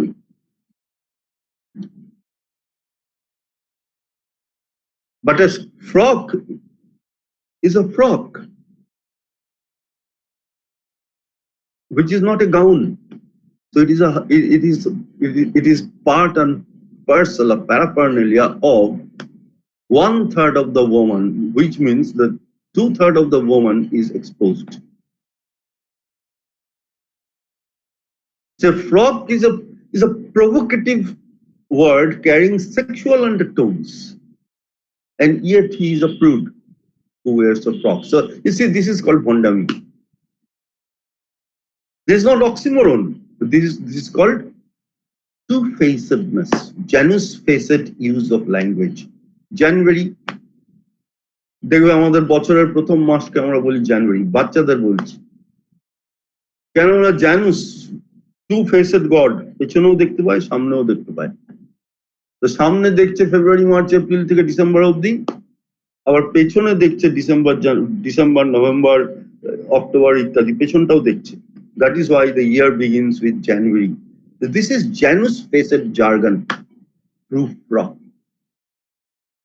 এই যে এত জটিলতা, শব্দের ভেতরে এত খেলা, এইসব simple, sensuous and lyrical standard English, traditional core English vocabulary নেই। ইচ্ছে করে বার করেছে এইসব, খুঁজে খুঁজে খুঁজে খুঁজে খুঁজে খুঁজে, in order to completely bombard our traditional complacent notions of reading poetry. What is the traditional complacent notion of reading poetry? খুব সুন্দর একটা ছড়া, দুটো সুন্দর কবিতা হঠাৎ মনে পড়ে গেল, believe me, I didn't plan, এসে গেল। ঈশ্বরের ইচ্ছায় যখন যেটা আসে সেটাকেই মাথায় ধরতে হয় তার আশীর্বাদ হিসেবে। আব্বা বলেন পররে সোনা, Al Mahmud, the very famous Bangladeshi poet. আব্বা বলেন পররে সোনা, আম্মা বলেন মন দে, পড়ায় আমার মন বসে না জাম জারুলের গন্ধে। Immediately you are transported to your early teenage. Immediately you are transported to your early teenage, when maybe you were in class 4, 5, or even in class 2 or 3, prior to teenage, your childhood, where you are being provoked by the smell of aam and katal and jarul, the typical fruits and flowers, flora, and what do you call, maybe also fauna, the bird songs and so on and so forth, that carries away the mind of the child or the mind of the very young boy who is supposed to read. And the same boy, being a failure because he has succumbed to sexuality, writes after a paragraph which I deliberately cut out in the middle, the last para. আব্বা বলেন পড়রে শোনা, আম্মা বলেন মন দে, পড়ায় আমার মন বসে না, ব্লাউজ শাড়ির গন্ধে. So this is the grown-up adult who has strayed away from the path that was dreamt of him by his parents. Abba bolen, last paragraph. Abba bolen পড়রে শোনা, আম্মা বলেন মন দে, পড়ায় আমার মন বসে না, ব্লাউজ শাড়ি গন্ধে. আহা কি অপূর্ব কবিতা! কিন্তু দেখো এর জন্য আমাদের উপনিষদ লাগবে না, বেদ লাগবে না, শেক্সপিয়ার লাগবে না, মহাভারত লাগবে না, রামায়ণ লাগবে না, কোনো অ্যালিউশন লাগবে না, কিচ্ছু লাগবে না, আপনা আপনি বোঝা যাবে. This is the central tradition of romantic poetry, simple, sensuous, lyrical. খুব আধুনিক কালের একজন বিখ্যাত, আমার মনে হয় জীবনানন্দের পরে একজনই কবি, ভালো কবি আছে, তাকে আমরা আজকে পড়ি না. আরো আছেন সমসাময়িক কালে, তাদের আমরা এখন পড়ি না, কারণ তাদের বিনিময়ে পড়ে করে পয়সা রোজগার কামানো যায় না. যেমন সুভাষ মুখোপাধ্যায়, যেমন শক্তি চট্টোপাধ্যায়. শক্তির একটা কবিতা মনে পড়ে গেল হঠাৎ করে. ব্লেডের দাগ বড় সরল হয়, ব্লেডের দাগ বড় সরল হয় তাই রক্তপাত, রক্তপাত বড় দেরিতে হয়. প্রথমে তোমার ব্লেডে করে কেটে দিলাম, সঙ্গে সঙ্গে গাল রক্ত, তুমি জানতেই পারলে না, অফিসে গিয়ে দেখলে যা সারা পুরো জামাটা রক্তে চুয়ে চুয়ে চুয়ে চুয়ে পড়ছে. And what is the last line? So in order to understand the last line, you have to repeat, I have to repeat the first three lines. ব্লেডের দাগ বড় সরল হয় তাই রক্তপাত, রক্তপাত বড় দেরিতে হয়, তোমার ভালোবাসা ব্লেডের দাগ. What a poem! অসাধারণ অসাধারণ. এর জন্য তোমার কোনোদিন কোনো বই পড়তে হয় না, 500টা নোট বই লাগবে না. This is what directly appeals to your heart and to your mind and to your entire self. And even if you have not fallen in love and have not betrayed, you will understand vicariously what was the pain embedded, a sea of pain, pain and bitterness, a sea of pain and bitterness embedded in the 4 lines. This is poetry, but this is traditional poetry. Eliot wanted to become a modernist, so he changed the entire system, the program of the mind of the reader.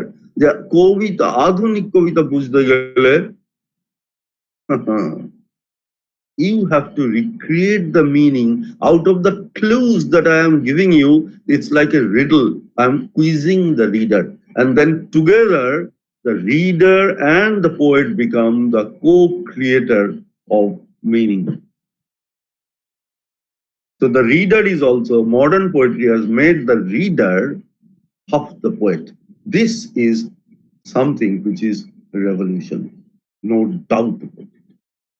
This is something which is absolutely revolutionary, no doubt about it. There's no denying it. And then, if you read the poem, you'll find that the poet, that the proofreader, সে হতভাগা বলছে যে কিভাবে যাব. From the 4th line, if you kindly my students, if you kindly take care to look at your texts, just let us read the first stanza, and from the 4th line, let us go through certain half deserted streets. পাপ করতে যাচ্ছে তো, আলোকিত মহানগরের বড় চওড়া রাস্তা দিয়ে যাচ্ছে না. আমরা যখন গোপনে খুনটুন করতে যাই বা নানান রকম নোংরা কাজ করতে যাই, তখন অন্ধকার দিয়ে আবছায়া দিয়ে অলিগলি দিয়ে যাই, এবং সেখানেও বিশেষ লোকজন থাকে না. চলো ওই পথ দিয়ে যাবো. Let us go through certain half deserted streets, the martyring retreats. ওইখানে লোকে এসে আশ্রয় নিয়ে কি করে, কথা বলে. কে বিড়বিড় করে কথা বলে? সদ্য একটা খুন বা একটা রেপ করে এলো বা একটা ছিনতাই করে এলো। স্বামীজি বলেছিলেন যে বীর কখনো লুকিয়ে কথা বলে না, বীর চিৎকার করে কথা বলে। বয় দীর্ঘইরব। The courageous and the bold, they would never mutter, they would shout out. But if I have anything dirty for Rehana or Nivedita, I will tell her very whisperingly in her ears.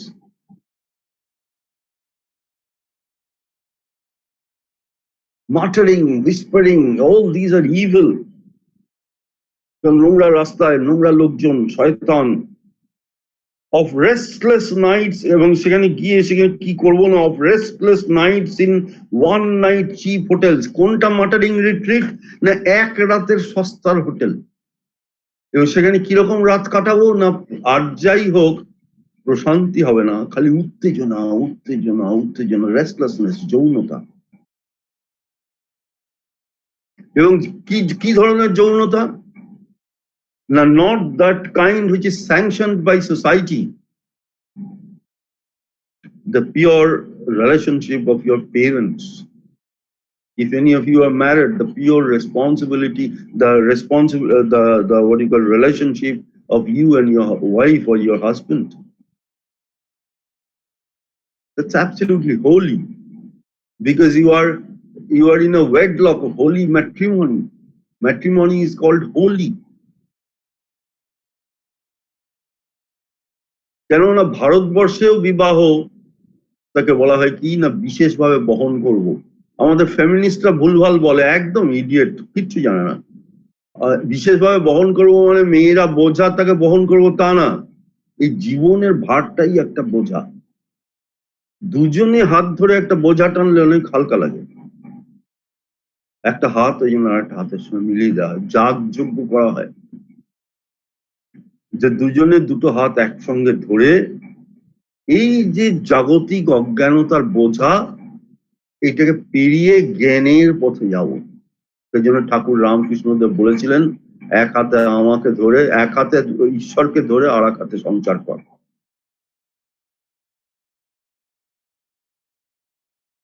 In this samsar, sexuality is for reproduction. You want a child.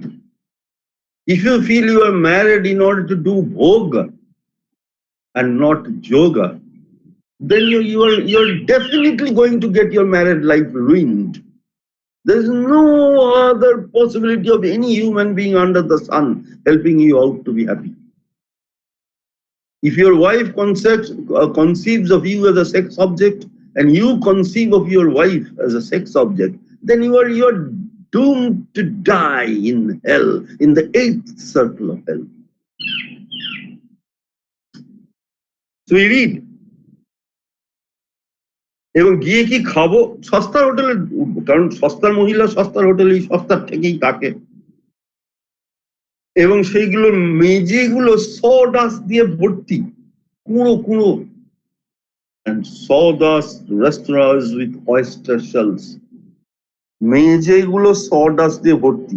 আমরা যখন ছোট ছিলাম কলকাতায় দেখতাম, আমি তো জন্মেছি কলকাতায়, প্রথম 10 বছর কলকাতাতেই ছিলাম, তো তখন ছিল কলকাতায় অনেক লোকজন কম ছিল। প্রত্যেক সন্ধ্যাবেলা হাইড্রেন্টের জল দিয়ে কলকাতা মিউনিসিপাল কর্পোরেশন তাদের লোকজন এসে রাস্তাগুলো ধুতো।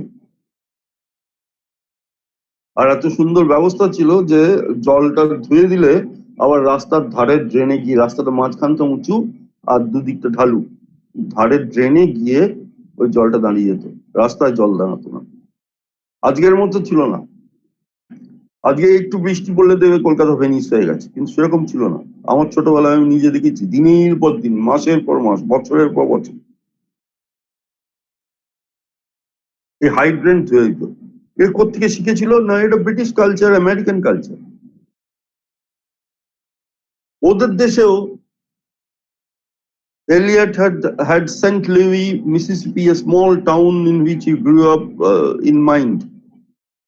এলিয়ট দেখেছিলেন যে সন্ধ্যাবেলা জল দিয়ে রাস্তা ধুয়ে দেয়, কিন্তু ছোট শহর, নোংরা শহর, এবং তার আবার নোংরা গলি, রেড লাইট এরিয়া, সেখানে তো অত ভালো ড্রেনেজ নেই, তাই জলটা দাঁড়িয়ে যায়। সেই জলটা যাতে কাদা না হয়ে যায় সেই জন্য ওপর থেকে আমাদের দেশে দেখবে বালি ফেলা হয়, তখন কাঠের গুঁড়ো ফেলা হতো, সডাস্ট। সেই নোংরা রাস্তা মারিয়ে মারিয়ে আমি আর তুমি, মানে আমারই তুমি আর আমি এবং আমার দ্বৈত সত্তা দুজনে মিলে যাব, এবং যারা যারা ওই হোটেলে ঢুকেছে সবাই তো ওই নোংরা মারিয়ে এসছে, ফলত গোটা হোটেলটা চিন্তা করে দেখো, ফিল্ড উইথ সডাস্ট, পায়ে পায়ে পায়ে পায়ে পায়ে পায়ে তোমার জুতোর সঙ্গে সঙ্গে সঙ্গে সঙ্গে হোটেলে খেতে বসেছো, সডাস্ট তলায় পড়ে রয়েছে, পুরো পুরো পুরো পুরো। আর কি খাচ্ছ? oyster shells, a traditional aphrodisiac. All of you should know this. Aphrodiasiac. Aphrodisiac. Aphrodisiac is anything that excites your desire, sexuality. So why would Prufrock plan to go and have a dinner with oyster shells? Because he knows that he is going for sex, and yet he knows that he doesn't have the ability to enjoy healthy, vital sex.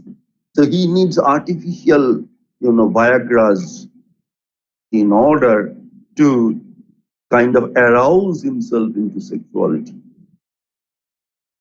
তো কিছুই পারিস না, তো যাচ্ছিস কেন?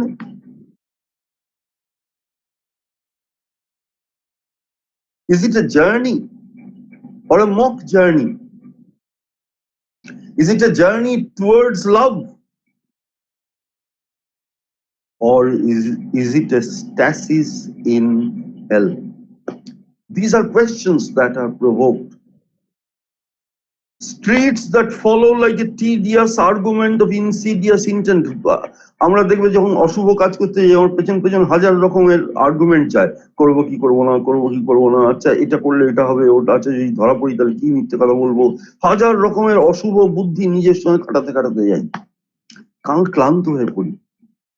রাস্তাগুলো ওইভাবে তোমার পেছনে পেছনে যাচ্ছে অশুভ উদ্দেশ্য নিয়ে, হাজার হাজার হাজার হাজার নানান রকম চিন্তা তোমার মাথায় ঢুকে যাস না, আচ্ছা যাবি তো যা, গেলে এই উদ্দেশ্যে যা, এই ধান্দায় যা। So this is a journey towards evil, not towards love. This is a journey towards sex, not towards love. Of insidious, অশুভ,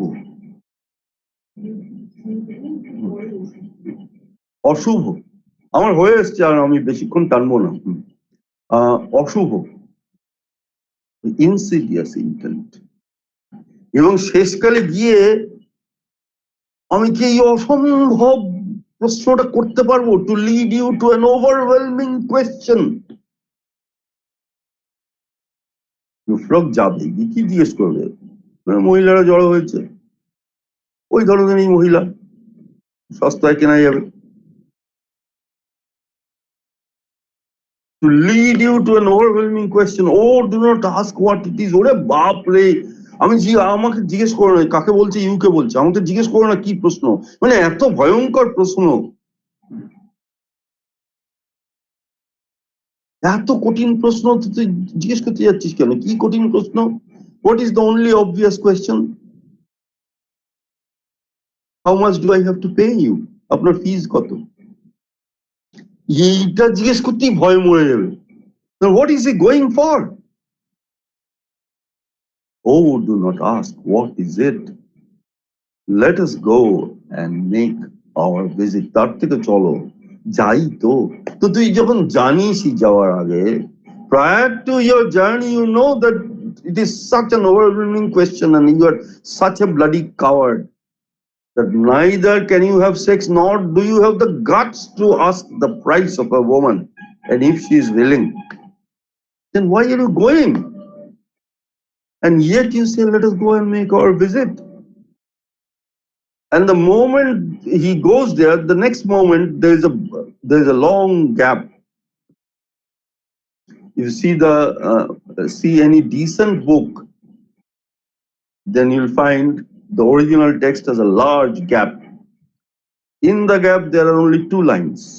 In the room the women come and go talking of Michelangelo, and then again there is a big gap. There are no gaps in the last 10 lines. There are no gaps in the next 10 lines, but there are two large gaps in between, and there are only 2 lines. গিয়ে কি দেখছে যে মহিলারা আসছে এবং এসে এই Ganesh pine,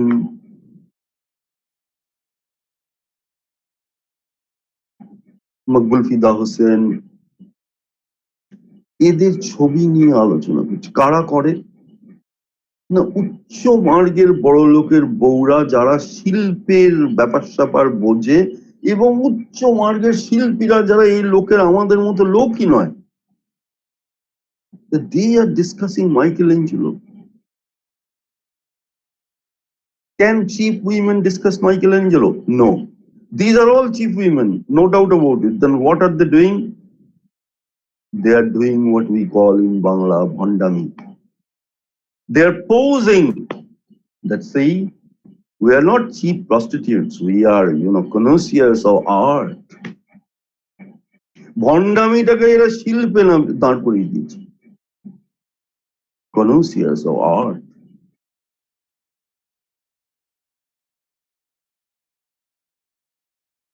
And then the huge gaps above and below suggest representatively. This is এই ছবিতে ইঙ্গিতে বোঝানো, this is what Eliot learned from the French symbolists, Laforgue and Baudelaire.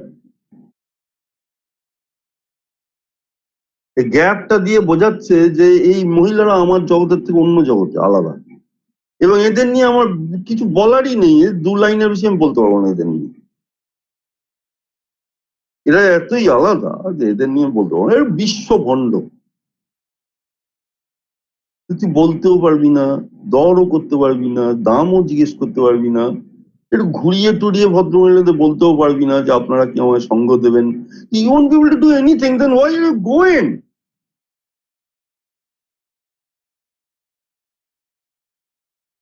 এবং গোটা কবিতায় দেখবে যে যাচ্ছে গিয়ে আমি আবার পড়াবো, তোমাদের বললে আবার পড়াবো, চিন্তার কিছু নেই। গোটা কবিতায় দেখবে যে যাচ্ছে, যেতে যেতে গিয়ে ভাবছে যে ওরে বাপরে, কাল করবো, পরশু করবো, তরশু করবো, পরে অনেক সময় পাবো, অনেক সময় পাবো। খালি পিছিয়ে দিচ্ছে revisions and visions and indecisions and decisions. He's torn between them. বলবো কি বলবো না, বলবো কি বলবো না, বলবো কি বলবো না, আজকেই বলবো না কালকেই বলবো, এবং বলছে বহুদিন বলার সুযোগ পাবো। এবং তারপর দেখছি টেকো, তারপর দেখছি সরু সরু হাত, বেটা হাফ বুড়ো। সরু সরু হাত implies সরু সরু হাত, পা মাসল সরু সরু। He is emasculated, and because he is already etherized, he is a victim of what the French called ABOULIA, abulia. This is the disease of the modern hell, abulia, which is a very famous word, not a famous word, very popular word for Eliot. He loved this word. Off and on he used it. And what is the meaning of the term abulia? Abulia means, your teachers know, the inability of translating desire into action. The inability of translating desire into action. Prufrock is a victim of abulia. A-B-O-U-L-I-E. L-I-A. A-B-O-U-L-I-A. Abulia. It's a French word. Inability to translate thought into action. See, if you know that you cannot do any kind of action, you can think only of sex, can you have a love song, damn it? So the very title is ironical. Irony and self-mockery and terror and evil These are associations and emotions which are plucked up in the poem. And throughout the poem, you will have this. To round up today's discussion, I'll give you a very short summary. Then we know that Hamlet was given, as a famous Shakespearean hero, Hamlet was given the great responsibility by his father's ghost, to revenge his murder, unlawful murder, by his own uncle, father's brother, who was sexually corrupt with Hamlet's mother, and who therefore poisoned his elder brother and then married his wife. So Hamlet knew the entire thing. And Hamlet only kept on thinking, "Kabe marbo, marbo ki marbo na, marbo ki marbo na, marbo ki marbo na, marbo ki marbo na, marbo ki marbo na." And he always thought, one day I'll get a proper chance, one day I'll get a proper chance, one day I'll get a proper chance. And all your teachers have read Hamlet in their PG classes. What is the disease that Hamlet was suffering from? Abulia, which was which has an English name of procrastination. Deri kore dewa, pichiye dewa, pichiye dewa, procrastination. এর নিজে জানে যে আমিও procrastinator, কিন্তু নিজেই নিজেকে নিয়ে ব্যঙ্গ করছে, "No, I am not Prince Hamlet, nor was meant to be." আমার স্বভাব আর হ্যামলেটের স্বভাব বাইরে থেকে একদম একই রকমের, কিন্তু তাই বলে আমি হ্যামলেট নই। আমি একটা ফুল বা দালাল বা চামচা বা ধূর্ত শকুন। আমি ডিটেলসে যাচ্ছি না, কারণ যাওয়ার উপায় নেই। Yes, somebody said that Hamlet was dilly-dallying. Yes, he was dilly-dallying. But who dilly-dallies? One who procrastinates, one who suffers from abulia. And then he says it's he's not only physically weak or psychologically inert, he is what we call a bloody a poor man's son, or a rather kind of, good for nothing family. He has no family, he has no tradition, কোনো অনেকদিন বাড়ির ছেলে না, বহুদিন খেতে পাইনি, তো বলছে যে আমি বহুদিন খেতে পাইনি, আর বহুদিন ফুপিয়ে ফুপিয়ে কেঁদেছি। কিসের জন্য? না খাবারের জন্য। আর কিসের জন্য? না জীবনের মানে খোঁজার জন্য। Though I have wept and fasted, আমি বহুদিন খেতে পাইনি আর ফুপিয়ে ফুপিয়ে কেঁদেছি। আমার মতো একদম একটা অতি গুরুত্বপূর্ণ ব্যক্তিও আমার মতোই বহুদিন খায়নি, খেতে পাইনি না, খায়নি। Yes, procrastination. Yes, Santu Ghosh খায়নি। সে উইলফুলি ফাস্ট করেছে, আর কেঁদেছে কার কাছে? না ঈশ্বরকে পাওয়ার জন্য। সে কে? না John the Baptist. Who was John the Baptist? Our Christian theological কি বলে স্কলারশিপে ঢুকতে হবে। না, এরা আমরা সবাই জানি যে জিসাস ক্রাইস্ট আসবে পৃথিবীতে মানব মুক্তির জন্য, এটা ছিল খ্রিস্টানদের বিশ্বাস। তো দুম করে স্বয়ং ভগবান এসে গেলে আমরা তো তাকে বুঝতে পারবো না, চিনতেও পারবো না। So in order to prepare the entire world for the greater advent of Christ, God first sent a saintly figure, John the Baptist, that you go and teach mankind what it is like to be spiritual. Then I myself will go as God the Son, Jesus Christ. And then John the Baptist came. He came in a very, he was born in a very rich family. He didn't have to fast, but he fasted willfully as a mark of penitence, as a mark of punoray chitte gomon kora, to get into his self, And he wept at the feet of God. Oh God, I want to see you. I want to see you. I want to feel you. I want to be with you. I want to be unified to you. He was such a holy man.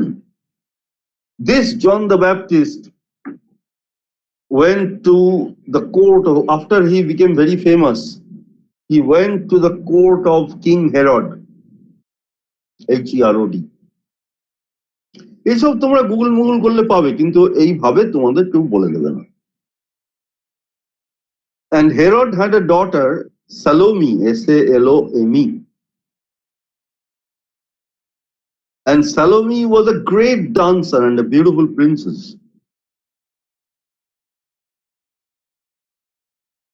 And Salome entertained John the Baptist by dancing.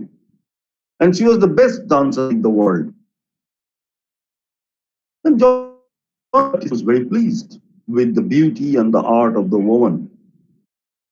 And he thought, quote unquote, if God have, he who has created such a great beauty and beautiful art must be million times more beautiful than the created.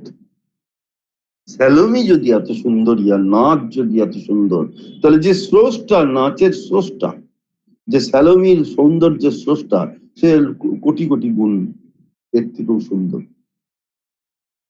Then John the Baptist was himself a beautiful person. And Salome fell in love with John the Baptist. এত সুন্দর, এত সুন্দর। বাবাকে এসে বললো, বাবা আমার সঙ্গে বিয়ে দিয়ে দাও, আমার ওকে চাই। And then Herod proposed the marriage. But John the Baptist was John the Baptist. He said, how can I marry your daughter when your own marriage is illegal? Because Herod married his Shali, wife's sister. And in the then European cultural setup, if you marry your wife's sister, well, that is not morally sanctioned. Your wife may die, you can marry in some other family, but if you marry your wife's sister, that is not sanctioned. That is pap. So when the marriage is unholy, I cannot marry the product of an unholy marriage. Salome was terribly angry. And she wanted revenge. বাবার কাছে কেঁদে পড়লো যে John the ব্যাপটিস্টের গলাটা আমার চাই। So the King Herod simply ordered John the Baptist to be decapitated. And the cut head of John the Baptist was brought in a platter in front of Salome, who was satisfied. এখানে কবিতায় আছে, জেলিয়েট বলছে, আমিও দেখেছি কল্পনায় যে আমার মাথাটাও কেটে নিয়ে এসছে, আমিও উইপ করেছি। কার কাছে নিয়ে এসছে? এই মেয়েগুলোর কাছে। আমিও উইপ করেছি, কেঁদেছি ফুপিয়ে ফুপিয়ে, যে আমায় কাম দাও, শক্তি দাও, যৌনতা দাও। না, আমিও উপোস করেছি। কেন? না খেতে পাইনি বলে। স্বেচ্ছায় না, খেতে পাইনি বলে। তো বাইরের বাহ্য তো। I have similarities with John, not only with Hamlet, but also John the Baptist. But I am no prophet. He himself says, I am no prophet, and here is no great matter. John the Baptist er gola kete deoya eta great matter. But here is no great matter. আমার গলায় মেয়েগুলো কেটে নিয়ে যদি লুপোলুপি খেলে, উড়িয়া বাপরে, এত ভয় তার যে মেয়েগুলো আমাকে দেখলে প্রথমে বলবে বুড্ডা বুড্ডা টেকো, তারপর বলবে এই মা হাতগুলো রোগা রোগা ক্যাংটা, and then they'll বেশি বাড়াবাড়ি করলে বলবে তোর কথা বুঝছি না, আছে লাইনটা আছে। That is not what I meant at all. পাশ ফিরে শুয়ে একটা মেয়ে বলবে চল তোর কথা মানে বুঝতে পারছি না আমি, চল। তাতেও যদি বেশি বাড়াবাড়ি করে তাহলে গলাটা কেটে চায়ের পেটে ধরিয়ে দেবে, প্রকৃতি ধরিয়ে দেবে, যে নিজের গলা নিজে নে। এবং প্রুফরক বলছে যে আমার ওই বাহ্যত অনেক মিল আছে জন দ্য ব্যাপটিস্টের ফেটের সঙ্গে, লাইফের সঙ্গে, ক্যারিয়ারের সঙ্গে। But I am not a great prophet, whereas John the Baptist was a great prophet. And cutting the head of John the Baptist was a great matter. Cutting my head is no great matter. And then the poem ends with his statement that it would have been to live such a life in hell is even worse than the life of a crab, Kandra,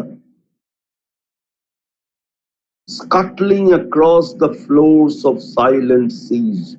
সমুদ্রের তলায় কাঁকড়া দাঁড় দিয়ে দিয়ে কেটে কেটে বালি কেটে কেটে এগিয়ে যাচ্ছে। তার মধ্যেও একটা প্রাইমাল ভাইটালিটির প্রতীক কাঁকড়া।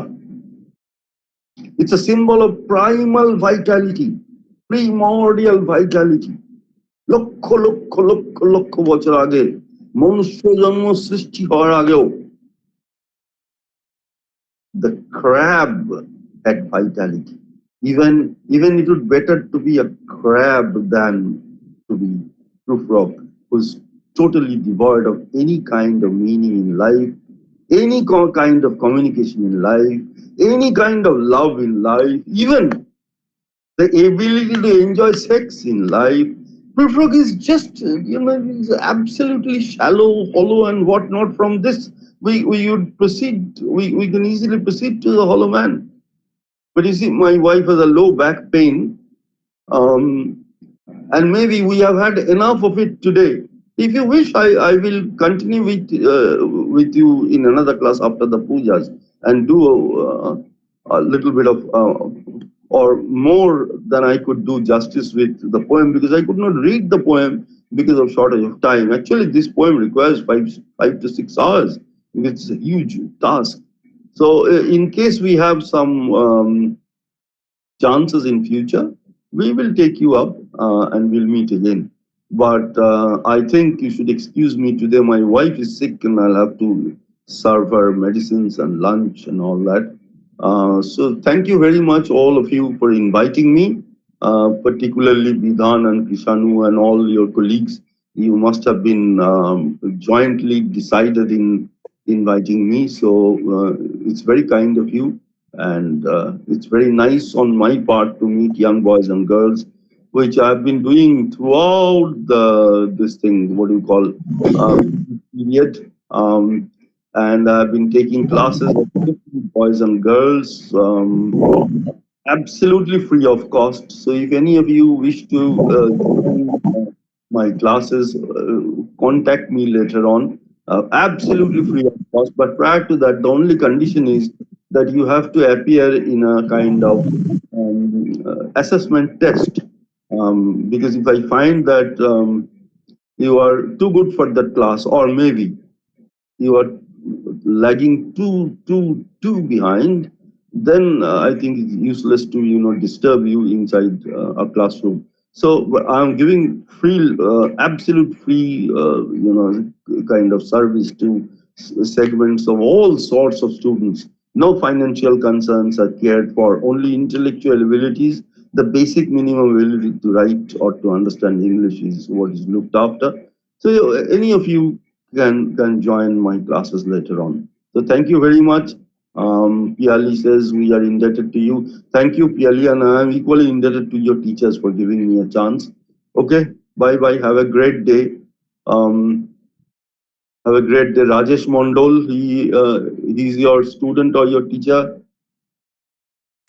Sir, Rajesh is also a student. He's a student, sir. He's a student of 5th semester, sir. Wonderful. It's nice that I have you have enjoyed. Well, thank you very much. Yes, sir. We really feel indebted to listen to your insightful lecture. We really learned a lot.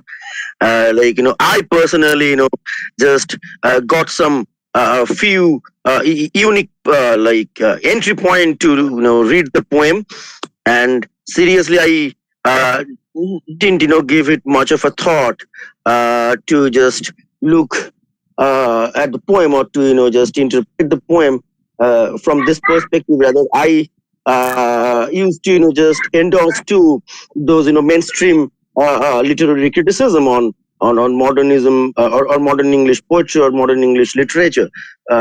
Maybe I was more concerned with the drudgery and the loneliness of modern day existence. Modern day life, the mundane existence. So yeah, I was more concerned with that. But seriously, sir, I learned a lot. Thank you so much. We will really Because most of us read The Wasteland in our PG syllabus, which deals with things that you were suggesting. Anyway, there is no end to discussion. I hope this is just the Yes, beginning. sir. I really liked it and I really learned it a lot. I'll definitely try to just incorporate what I have learned in my next classes or which I'll be taking on Elliot. Thank you so much, sir. And I will like. তোমাদের Sorry, sir. এত সুন্দরভাবে সহজ ও প্রাঞ্জল ভাষায় আপনি আমাদের আর কি বক্তব্যটা উপস্থাপন করলেন, মানে সত্যি আমরা খুব মুগ্ধ হলাম। ধন্যবাদ, মানে ধন্যবাদটাকে বাদ দিলাম, মানে আমরা ধন্য হলাম, সমৃদ্ধ হলাম, বৃদ্ধ হলাম। পুজোর পরে স্যার আবার আমরা চাই আপনাকে। স্যার হ্যাঁ, আপনাকে আমাদের কলেজে আসতে হবে স্যার, এবং আমাদের ছাত্রদের সঙ্গে আবার এবং আমাদের সঙ্গেও আপনি যদি আসেন, ইন্টারাকশন করেন, আমরা খুবই নিজেদেরকে প্রিভিলেজ মনে করবো। আমার খালি এখন ওই ইউজিসি প্যানেলে কি ন্যাশনাল প্যানেল ওরা করেছে, যেখানে ওই এখন আমার লেকচার দিয়ে বেড়াতে হচ্ছে প্রায় সপ্তাহে 3 দিন 4 দিন ওই রিফ্রেশার কোর্স গুলো, বিভিন্ন ওরিয়েন্টেশন প্রোগ্রামে, রিফ্রেশার কোর্সে না, because I have refused to teach literature. So I am giving lectures on alternative lifestyles and alternative ways of thinking, and with an attempt to humanize our teachers in colleges.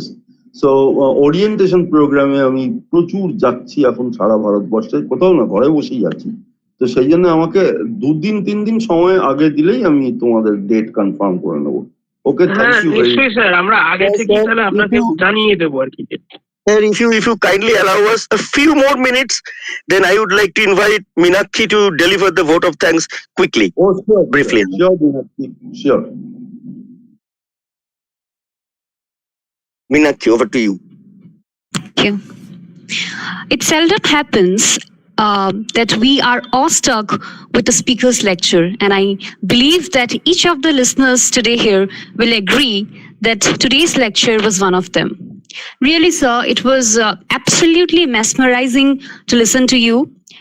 It was very, very engaging lecture, especially on account of the beautiful short anecdotes that you delivered today.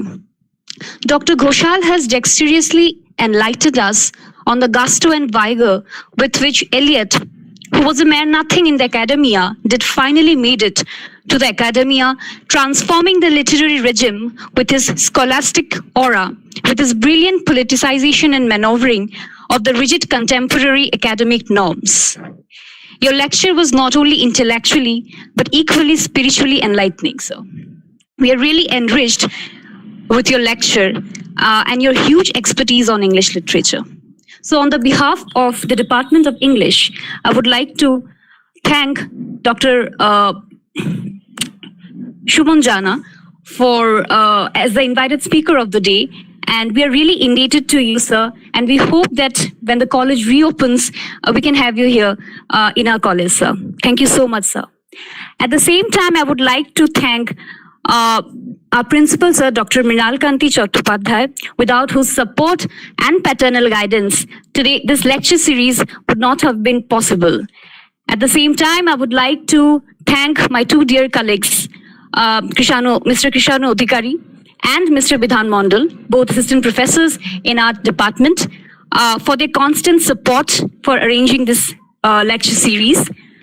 I would like to thank the technical committee, and especially Shumitda and Alida, who is there in the college, who has gone to the college today to support us technically for this lecture series.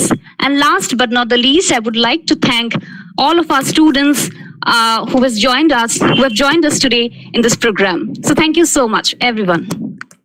Thank you, sir. Sir সুস্থ থাকবেন। Sir আছেন? I think বেরিয়ে গেছেন নাকি? Sir বেরিয়ে গেছেন। ঠিক আছে। With this, তাহলে we are winding up we here. enjoyed the class and I think students they have also enjoyed the class. If they have any other questions, if they have any other questions, as sir has already told us, he will be visiting us soon after the college reopens.